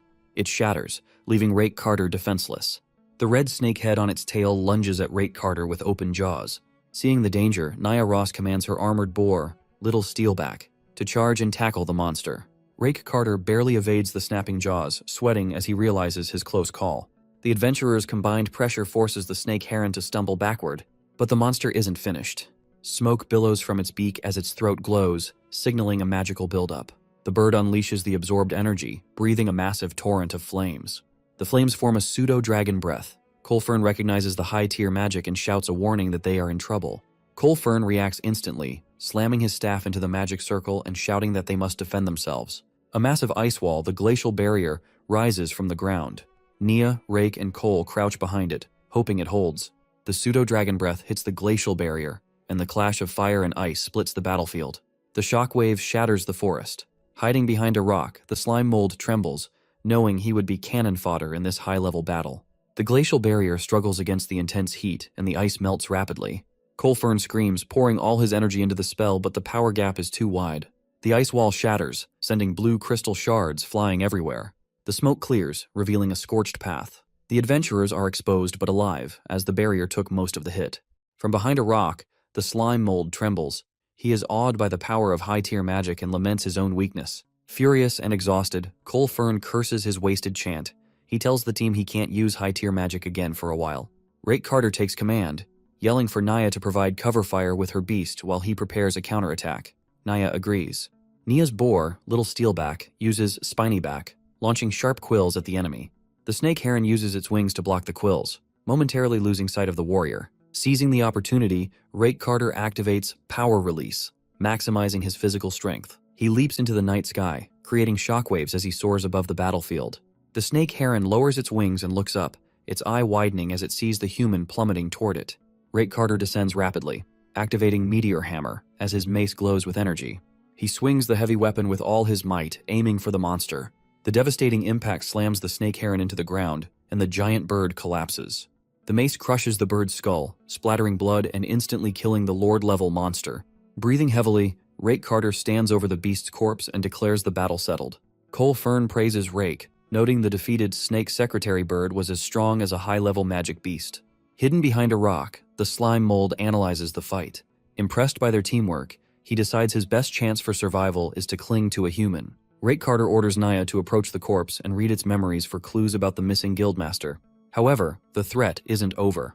As Rake stands near the carcass, the red snake head on its tail lunges and bites his shoulder.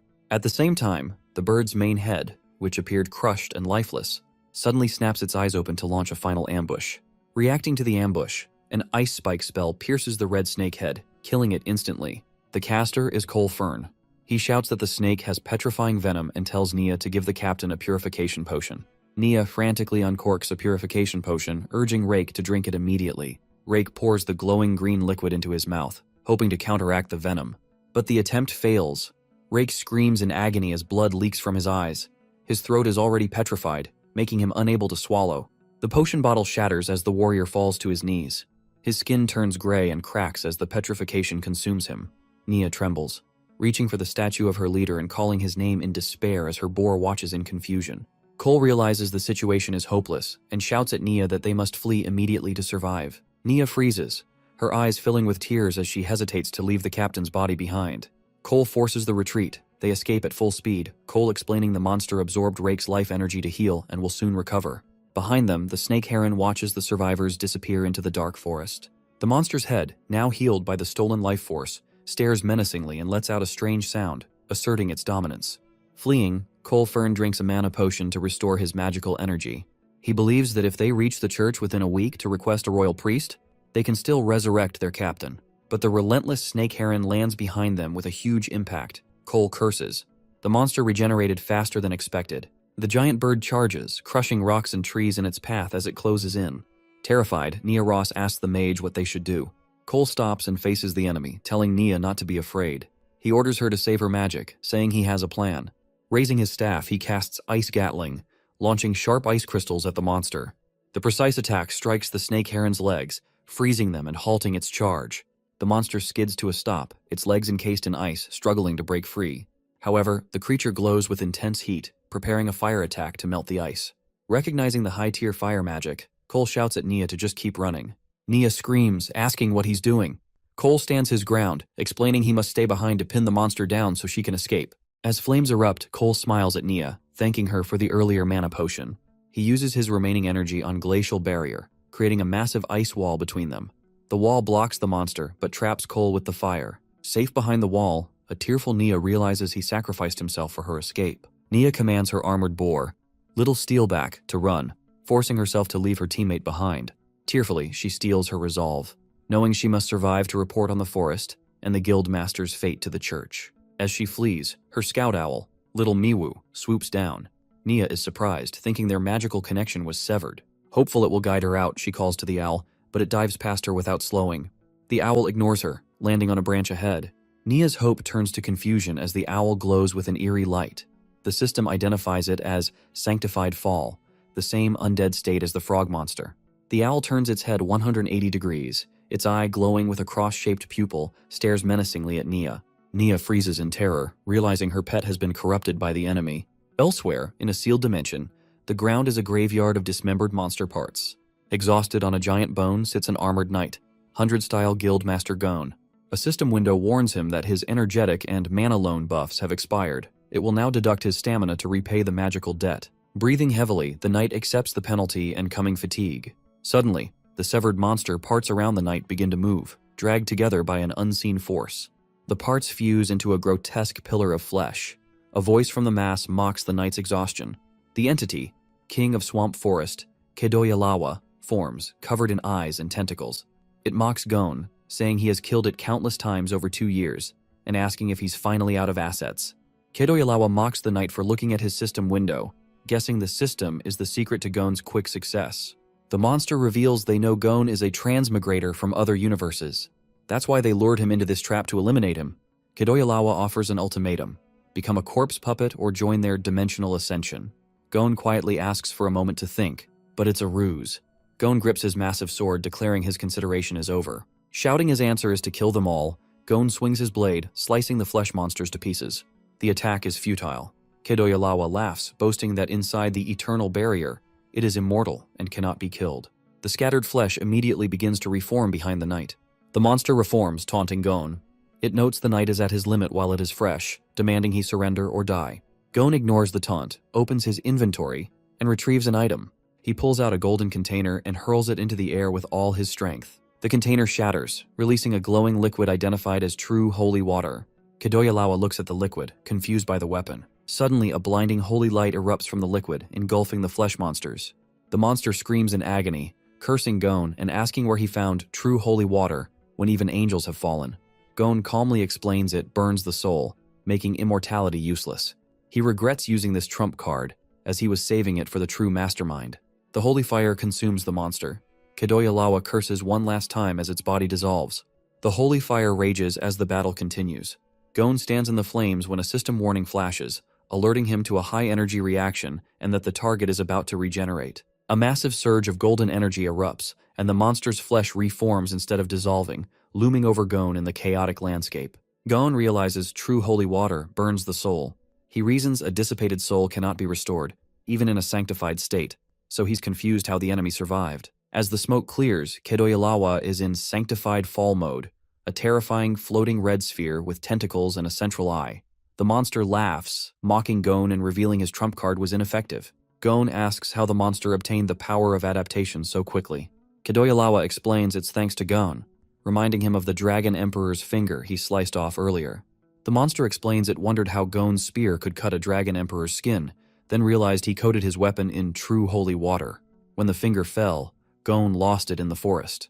Kedoyalawa says the finger fell near weak monsters, triggering an inviolability attribute that allowed it to locate and reclaim the part. By reclaiming the finger, the monster learned the secret of the holy water. Since Gon only used a light coating on his blade, the monster adapted to the holy energy on the severed limb, gaining immunity. Kedoyalawa declares Gon has used all his trump cards and commands him to die. The ground rumbles as Kedoyalawa counterattacks. Massive stone hands burst from the earth, towering over Gon. A giant hand slams down, trying to crush Gon flat. The attack becomes a chaotic barrage as countless stone hands emerge from the ground, smashing down repeatedly on Gon's position. The assault ends with a spell, Abyss Magic Earth Burial, leaving a huge crater beneath the floating monster. Trapped beneath the earth, Gon's spear activates a defensive enchantment. Its tip glows with a green magic circle, triggering 20 layers of elemental runestone effect for earth attribute absorption to negate the pressure. With the earth magic neutralized, Gon bursts from the rubble, flying upward with his glowing weapon to continue the fight. He charges toward the floating red sphere, unleashing his Spear Art's piercing all things technique to reach his enemy. The monster mocks Gon, noting his equipment has a durability limit.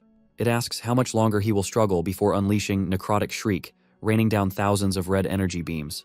Gon meets the attack head-on, his blue aura clashing violently with the monster's red flood of necrotic magic. The system gives Gon critical warnings. His weapon's durability is nearly gone, his magic resistance is below 20%, and his body is fatigued. Despite the warnings and blood dripping from his mouth, Gon pushes past his limit, preparing the martial art, 1-inch punch, Spiral Force. The system warns that using a high-tier martial art in his condition will cause irreversible physical damage. Ignoring the cost, Gon declares it doesn't matter. He channels his remaining energy into a spiral attack, but the strain is too much for his equipment. The spear's tip shatters. Despite the shattered weapon, the attack's spiral force continues forward, shocking Kedoyalawa. The red energy of the piercing all things technique slams into the monster's center, creating a massive red and black explosion. Without his spear to sustain the attack, Gon loses momentum and crashes to the rocky ground. Blood drips onto the stone as Gon kneels, clutching his ruined arm. He trembles in pain, his left arm completely ruined from the backlash of using high-tier arts while fatigued. The smoke clears and Kedoyalawa reforms, unharmed. The monster mocks Gon, asking why he suffers instead of just dying. The creature taunts Gon, guessing he is still trying to find a way to win in this hopeless situation. Gon is silent, head bowed. He regrets his strategy, realizing it was a fatal mistake to save his skills. He thinks he should have used all the true holy water at the start to kill the enemy instantly. Suddenly, a massive shadow looms over the battlefield.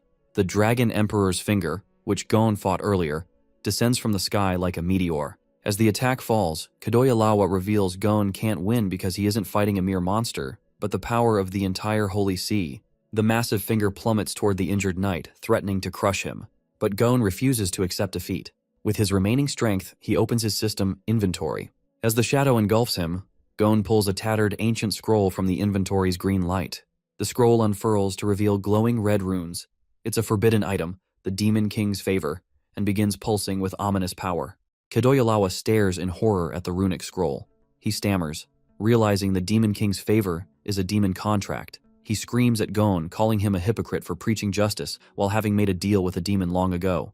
As the ominous power manifests, the monster's arrogance vanishes. In a panic, he cries out to his masters, begging Your Holiness the Pope to save him. No salvation comes. From the void, a colossal spectral hand reaches down.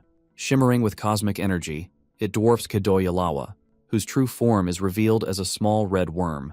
The tiny creature screams as the hand closes around it. The Oblivion's grasp technique activates. The giant hand clenches into a fist, instantly crushing the worm with unstoppable force. The monster's remains dissolve into sparkling dust, erasing the King of Swamp Forest from existence. From the darkness where the monster perished, a new entity manifests. Stepping out with a skeletal cosmic patterned leg, the summon is complete.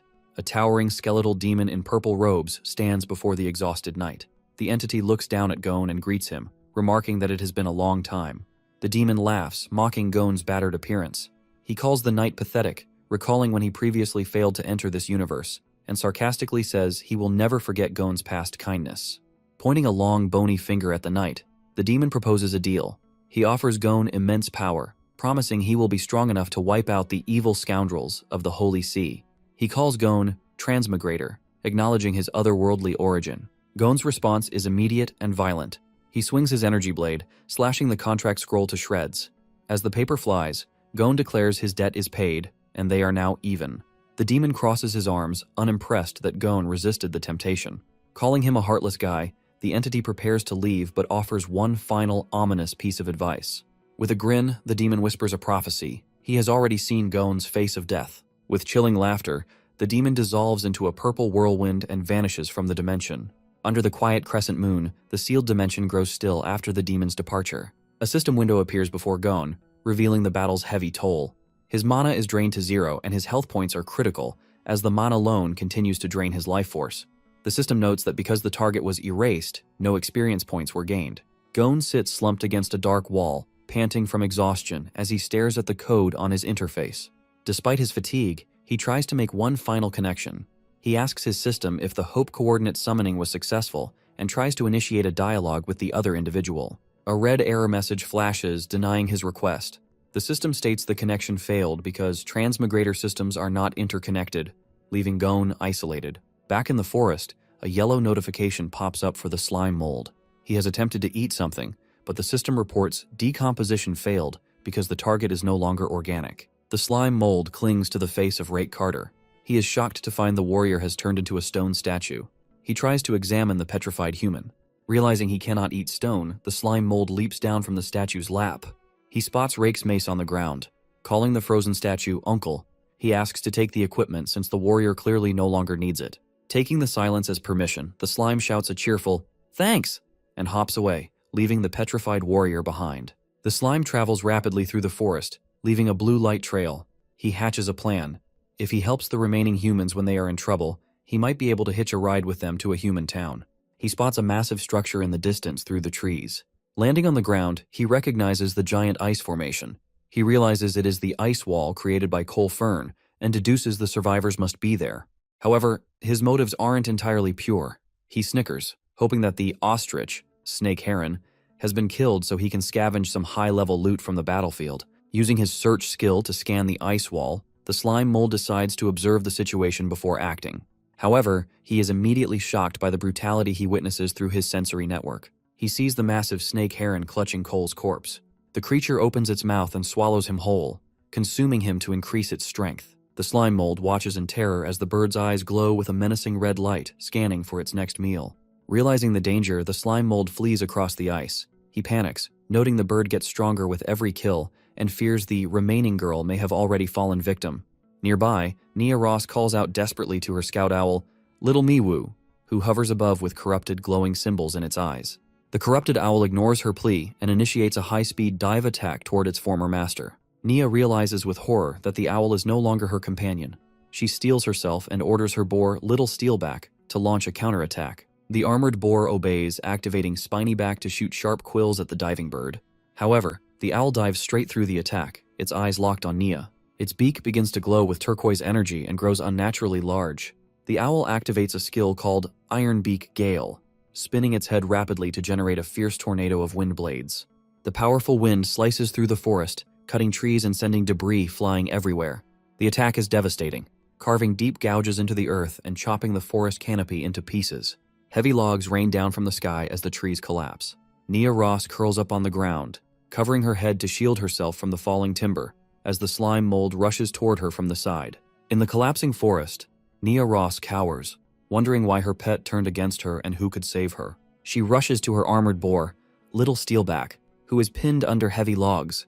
She reassures the beast and prepares to transfer mana for its recovery. High above, the corrupted owl, Little Miwu, shrieks, glowing with dark energy as it prepares another magical attack. The bird dives at high speed toward Nia, its body stretching like a snake and its beak glowing like a spear. Desperately, Nia reaches toward the attacker and uses her mind control skill, hoping to restore their connection. It works instantly. The owl is paralyzed in midair, its eyes wide with shock as the spell takes hold. Nia's consciousness is pulled into a dark, surreal dimension of water and floating broken pillars. Relieved, she finds her pet contract is still active, letting her enter Little Miwu's spiritual world. Looking across the dark water, she spots a radiant figure in the distance. As the figure gets closer, she sees a beautiful woman with massive white wings holding Little Miwu's uncorrupted soul. It's a Lord Angel with a holy aura. Nia stares in confusion, wondering why a powerful angel would hide inside her scout owl's spiritual world. The Lord Angel smiles gently, beckoning Nia closer, but the holy facade shatters. Half the angel's face tears away, revealing a red skeletal monster demanding her submission. Terrified, Nia trembles and begs for mercy, realizing she is trapped in a nightmare. Back in the real world, Little Steelback struggles helplessly under the logs. The corrupted owl, Little Miwu, ignores the boar and dives swiftly to finish off its former master. Suddenly, a heavy iron mace swings from nowhere, smashing into the owl's face. The impact crushes the bird's skull, sending blood flying and saving Nia at the last moment. The attacker is the slime mold, who begins to spin his body rapidly. He delivers a flurry of devastating blows to the mutated bird. Nia stares in shock, recognizing the weapon as belonging to her petrified captain, Rake Carter. The slime mold shows incredible control, spinning the heavy weapon like a propeller with his giantification control and pulsation skills. He transformed the stolen mace into a deadly meteor hammer by extending his body as a chain. With the force of a cannon, the slime mold brings the weapon down. He aims not at the enemy, but at the logs trapping the boar. The mace shatters the wood, freeing Little Steelback. The slime retracts his stretched limb, reabsorbing the weapon's handle into his body and preparing for the next move. Grateful, Nia Ross kneels and thanks the mysterious creature as her boar, Little Steelback, recovers. She gently picks up the slime mold and tearfully says she feels a strangely familiar sensation from him. The slime mold sparkles, hoping she recognizes him as an ally. But Nia is completely wrong. She hugs him, weeping that he must be her captain, Rake Carter, returned in a monster's body. The squashed slime panics internally, shocked by her mistake. The moment is cut short when Little Steelback snorts, alerting them that the threat isn't gone.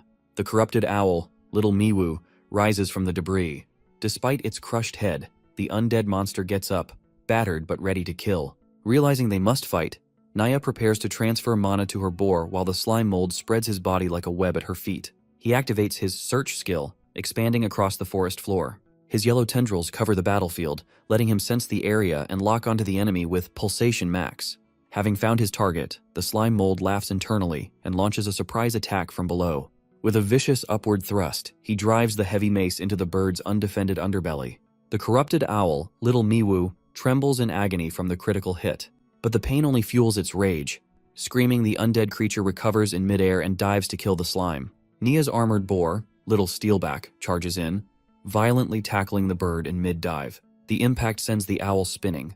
Seeing the enemy off balance, the slime mold sees his chance to end the fight. He swings the mace back, then spins his entire body rapidly, chanting his name to build power. Unleashing his ultimate attack, the plasmatic cannon, the slime's mace flies forward, piercing the owl's body in a bloody explosion that destroys the monster.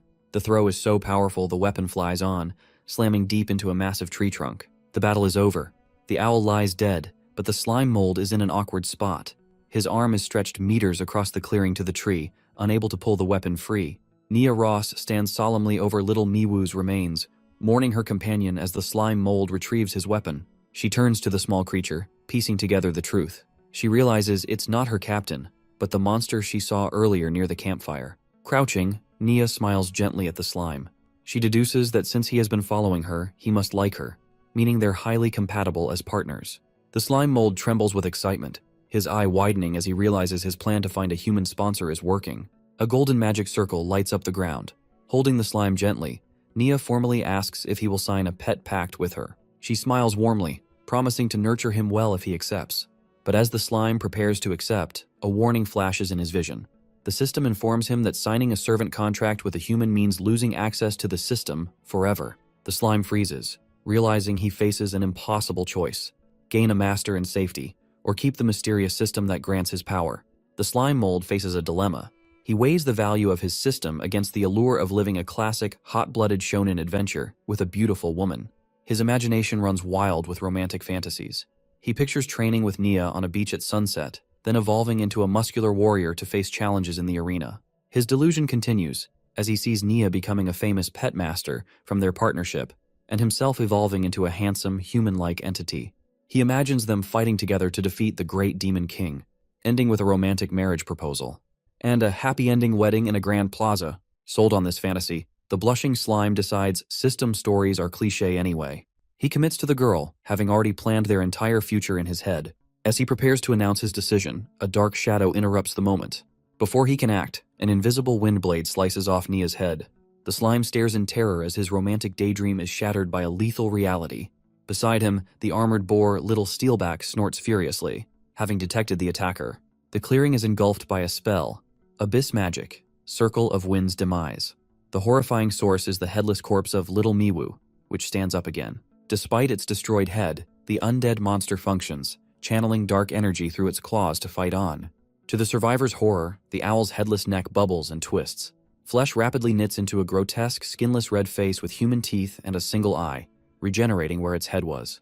Enraged by the attack on his master, Little Steelback ignores the danger and charges forward, its eyes glowing red.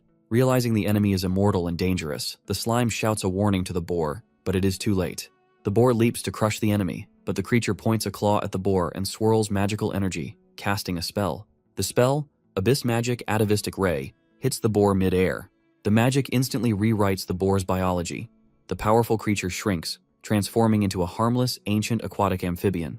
The transformed creature flops helplessly on the grass and scuttles away in terror, leaving the slime staring in stunned silence. The slime sweats, realizing high-level devolution magic is beyond a mere owl monster. He deduces the opponent is someone, or something, far more powerful. The monster turns its back as its skinless face morphs into a human head with long hair. The entity complains that Kadoya was useless and wasted resources failing to kill the target. The entity reveals himself as Merlin, guild master of the Blue Hat Guild and one of the church's 7 holy knights. Possessing the owl's body, he grumbles that an old man from the Holy See ignored his advice, forcing him to clean up the mess. Merlin looks to the moon and notices the imprisonment barrier trapping Guildmaster Gon has disappeared. With a sinister smile, Merlin declares he will not let Gon escape. He activates Abyss Magic Tempest Wing, and glowing wings of light erupt from his back. He launches into the sky in a burst of speed, ascending in a pillar of light to chase the knight, ignoring the slime. Nia's corpse collapses on the ground. The slime mold sits nearby, panting and trembling. Watching the light disappear, the slime realizes the terrifying truth. The enemy wasn't a monster, but a human using high-tier magic to possess a corpse. The slime feels deep shame. He realizes the mage ignored him because he was too weak to be a threat. He feels conflicted, wondering if he should be glad he survived, since he hadn't signed the contract with Nia yet. He quickly rejects that cowardly thought. Furious at himself for considering running away, he decides he cannot let this slide. With tears in his eyes, he internally screams for revenge. Swearing that he will at least smash the enemy in the face, the slime mold launches into the trees. He moves with incredible speed, leaping between branches to chase the flying mage. Elsewhere in the forest, a system window appears for the exhausted Guildmaster Gon. It confirms his mana loan is repaid, but his health is critical. He has 0 mana, and his left arm is severely damaged. Gon clutches his broken arm, telling his system to stop stating the obvious. He demands it help him contact the transmigrator summoned by the Hope Coordinate spell. The system explains long-distance communication is impossible without a physical connection. However, it confirms it can sense a signal on the same frequency and that Gon is moving toward the target. Gon knows the Holy Sea will send more powerful knights to clean up. He resolves to find the new transmigrator and escape the area before enemy reinforcements arrive. As the slime chases the mage through the forest, he leaves a trail that Gon happens upon. Hiding in the bushes, the slime uses his search skill and spots a tall silhouette. He mistakes Gon for the long-necked enemy he was chasing. Eager for revenge, the slime swings down from the trees, readying his heavy mace for a surprise attack from above. He smashes the weapon into Gon's head with a powerful blow. Upon impact, the slime is confused. He realizes he hit hard metal armor, not flesh, and the shape doesn't match the bird monster at all. Gon collapses from the blow. The slime stares at the fallen knight, realizing the long neck he saw was just decorative tassels on a helmet. Panicked, the slime apologizes profusely, blaming the dim light for the mix-up and asking why the stranger wears such a confusing helmet. Suddenly, Gon's gauntlet shoots up, grabbing the slime in a crushing grip. Gon glares as he recognizes his subordinate's mace and smells Naya's blood on the slime. He concludes the slime murdered his guild members and accuses him of being a dog of the church, threatening to destroy him. But before Gon can crush him, system windows appear between them, announcing a successful connection. Gon freezes, staring at the screens. In disbelief, he asks if the creature has a system interface, realizing he is looking at a transmigrator. The slime is equally shocked to realize the knight also has a system and that he isn't the only person from another world here. Gon explains that to fight the evil church, he activated a noble phantasm called Hope Coordinate to summon the protagonist here. Realizing his arrival was planned, the slime sighs.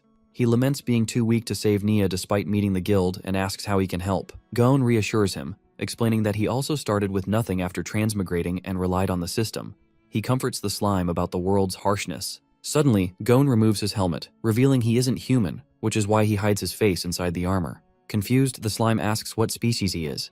With his face in shadow, Gon reveals he belongs to the most hated race, a goblin. Imagining a stereotypical ugly green monster, the slime says he would rather stay a cute slime than look like that. However, Gon reveals a shockingly handsome elf-like face.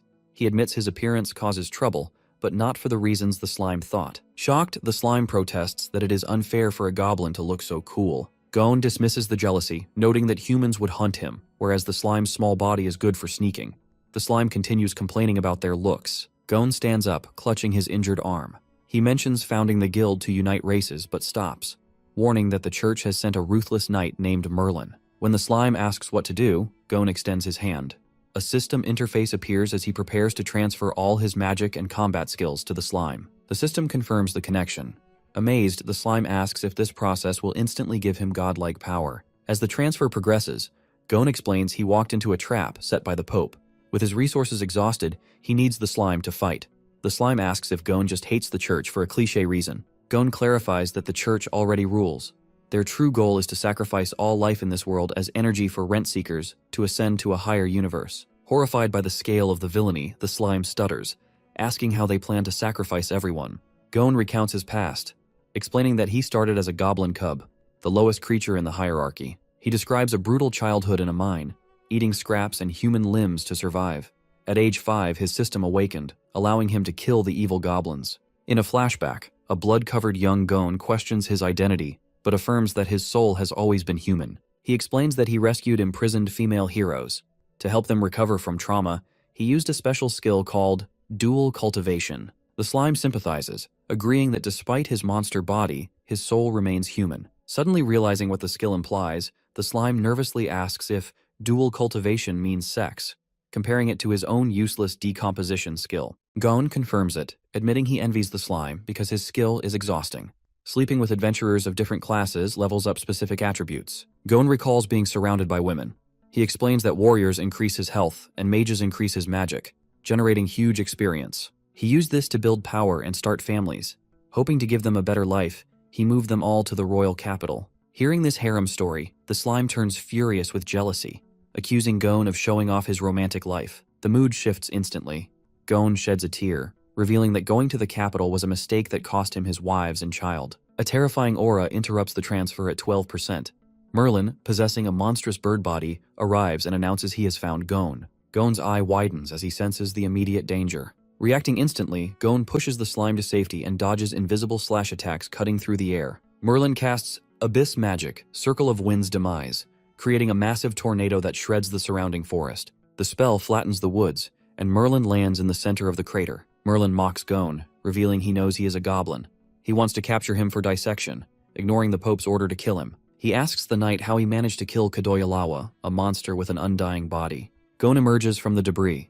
His system warns that his armor is broken and suggests retreating, but Gon tells it to shut up. Realizing Gon is talking to an invisible system, Merlin smiles and asks if he can inherit it after stealing Gon's body. Bleeding, Gon realizes Merlin is a devil. He deduces the previous monster's undying body was a result of Merlin's cruel experiments. Merlin scoffs, claiming human lives are worthless.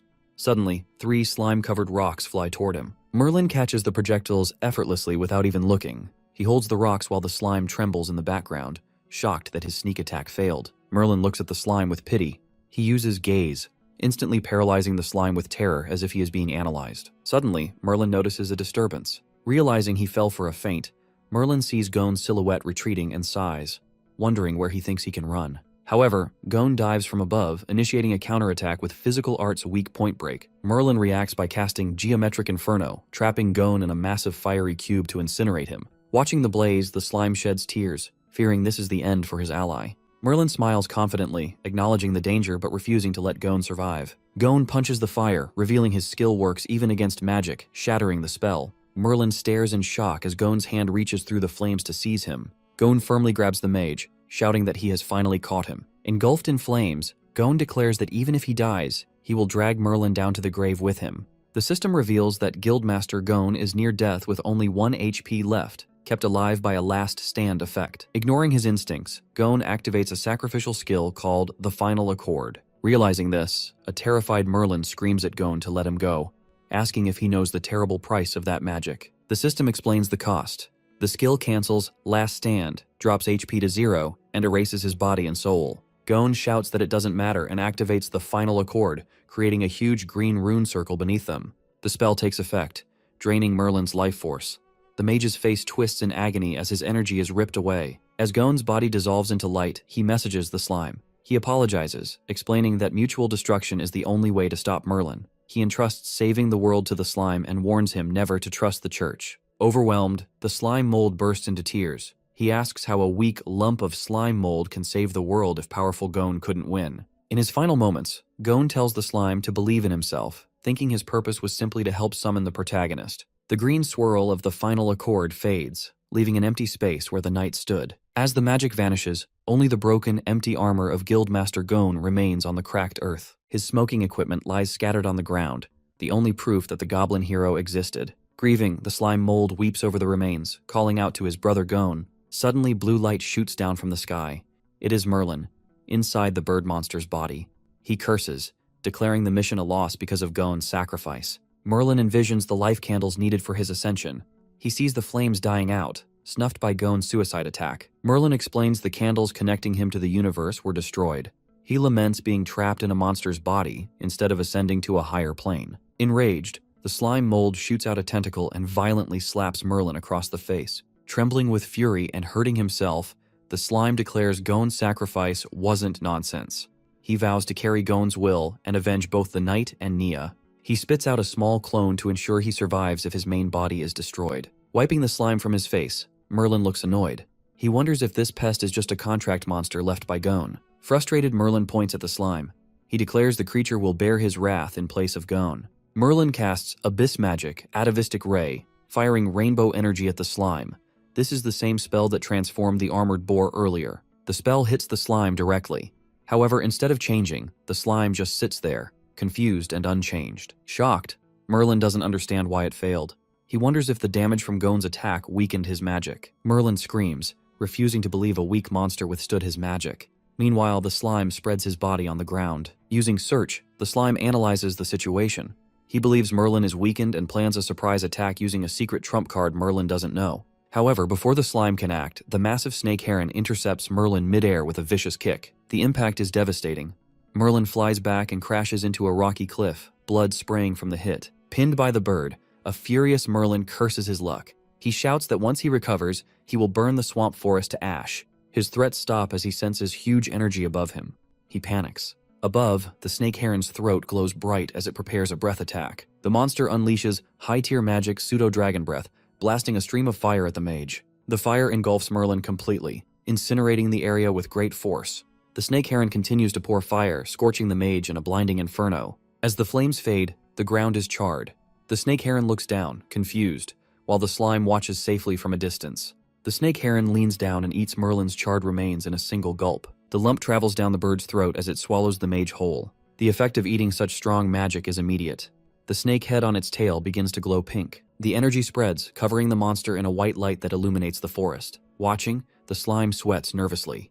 He realizes the monster isn't just recovering, but evolving. The light bursts, revealing a new form. The creature has evolved into a feathered serpent dragon with a long body and scales.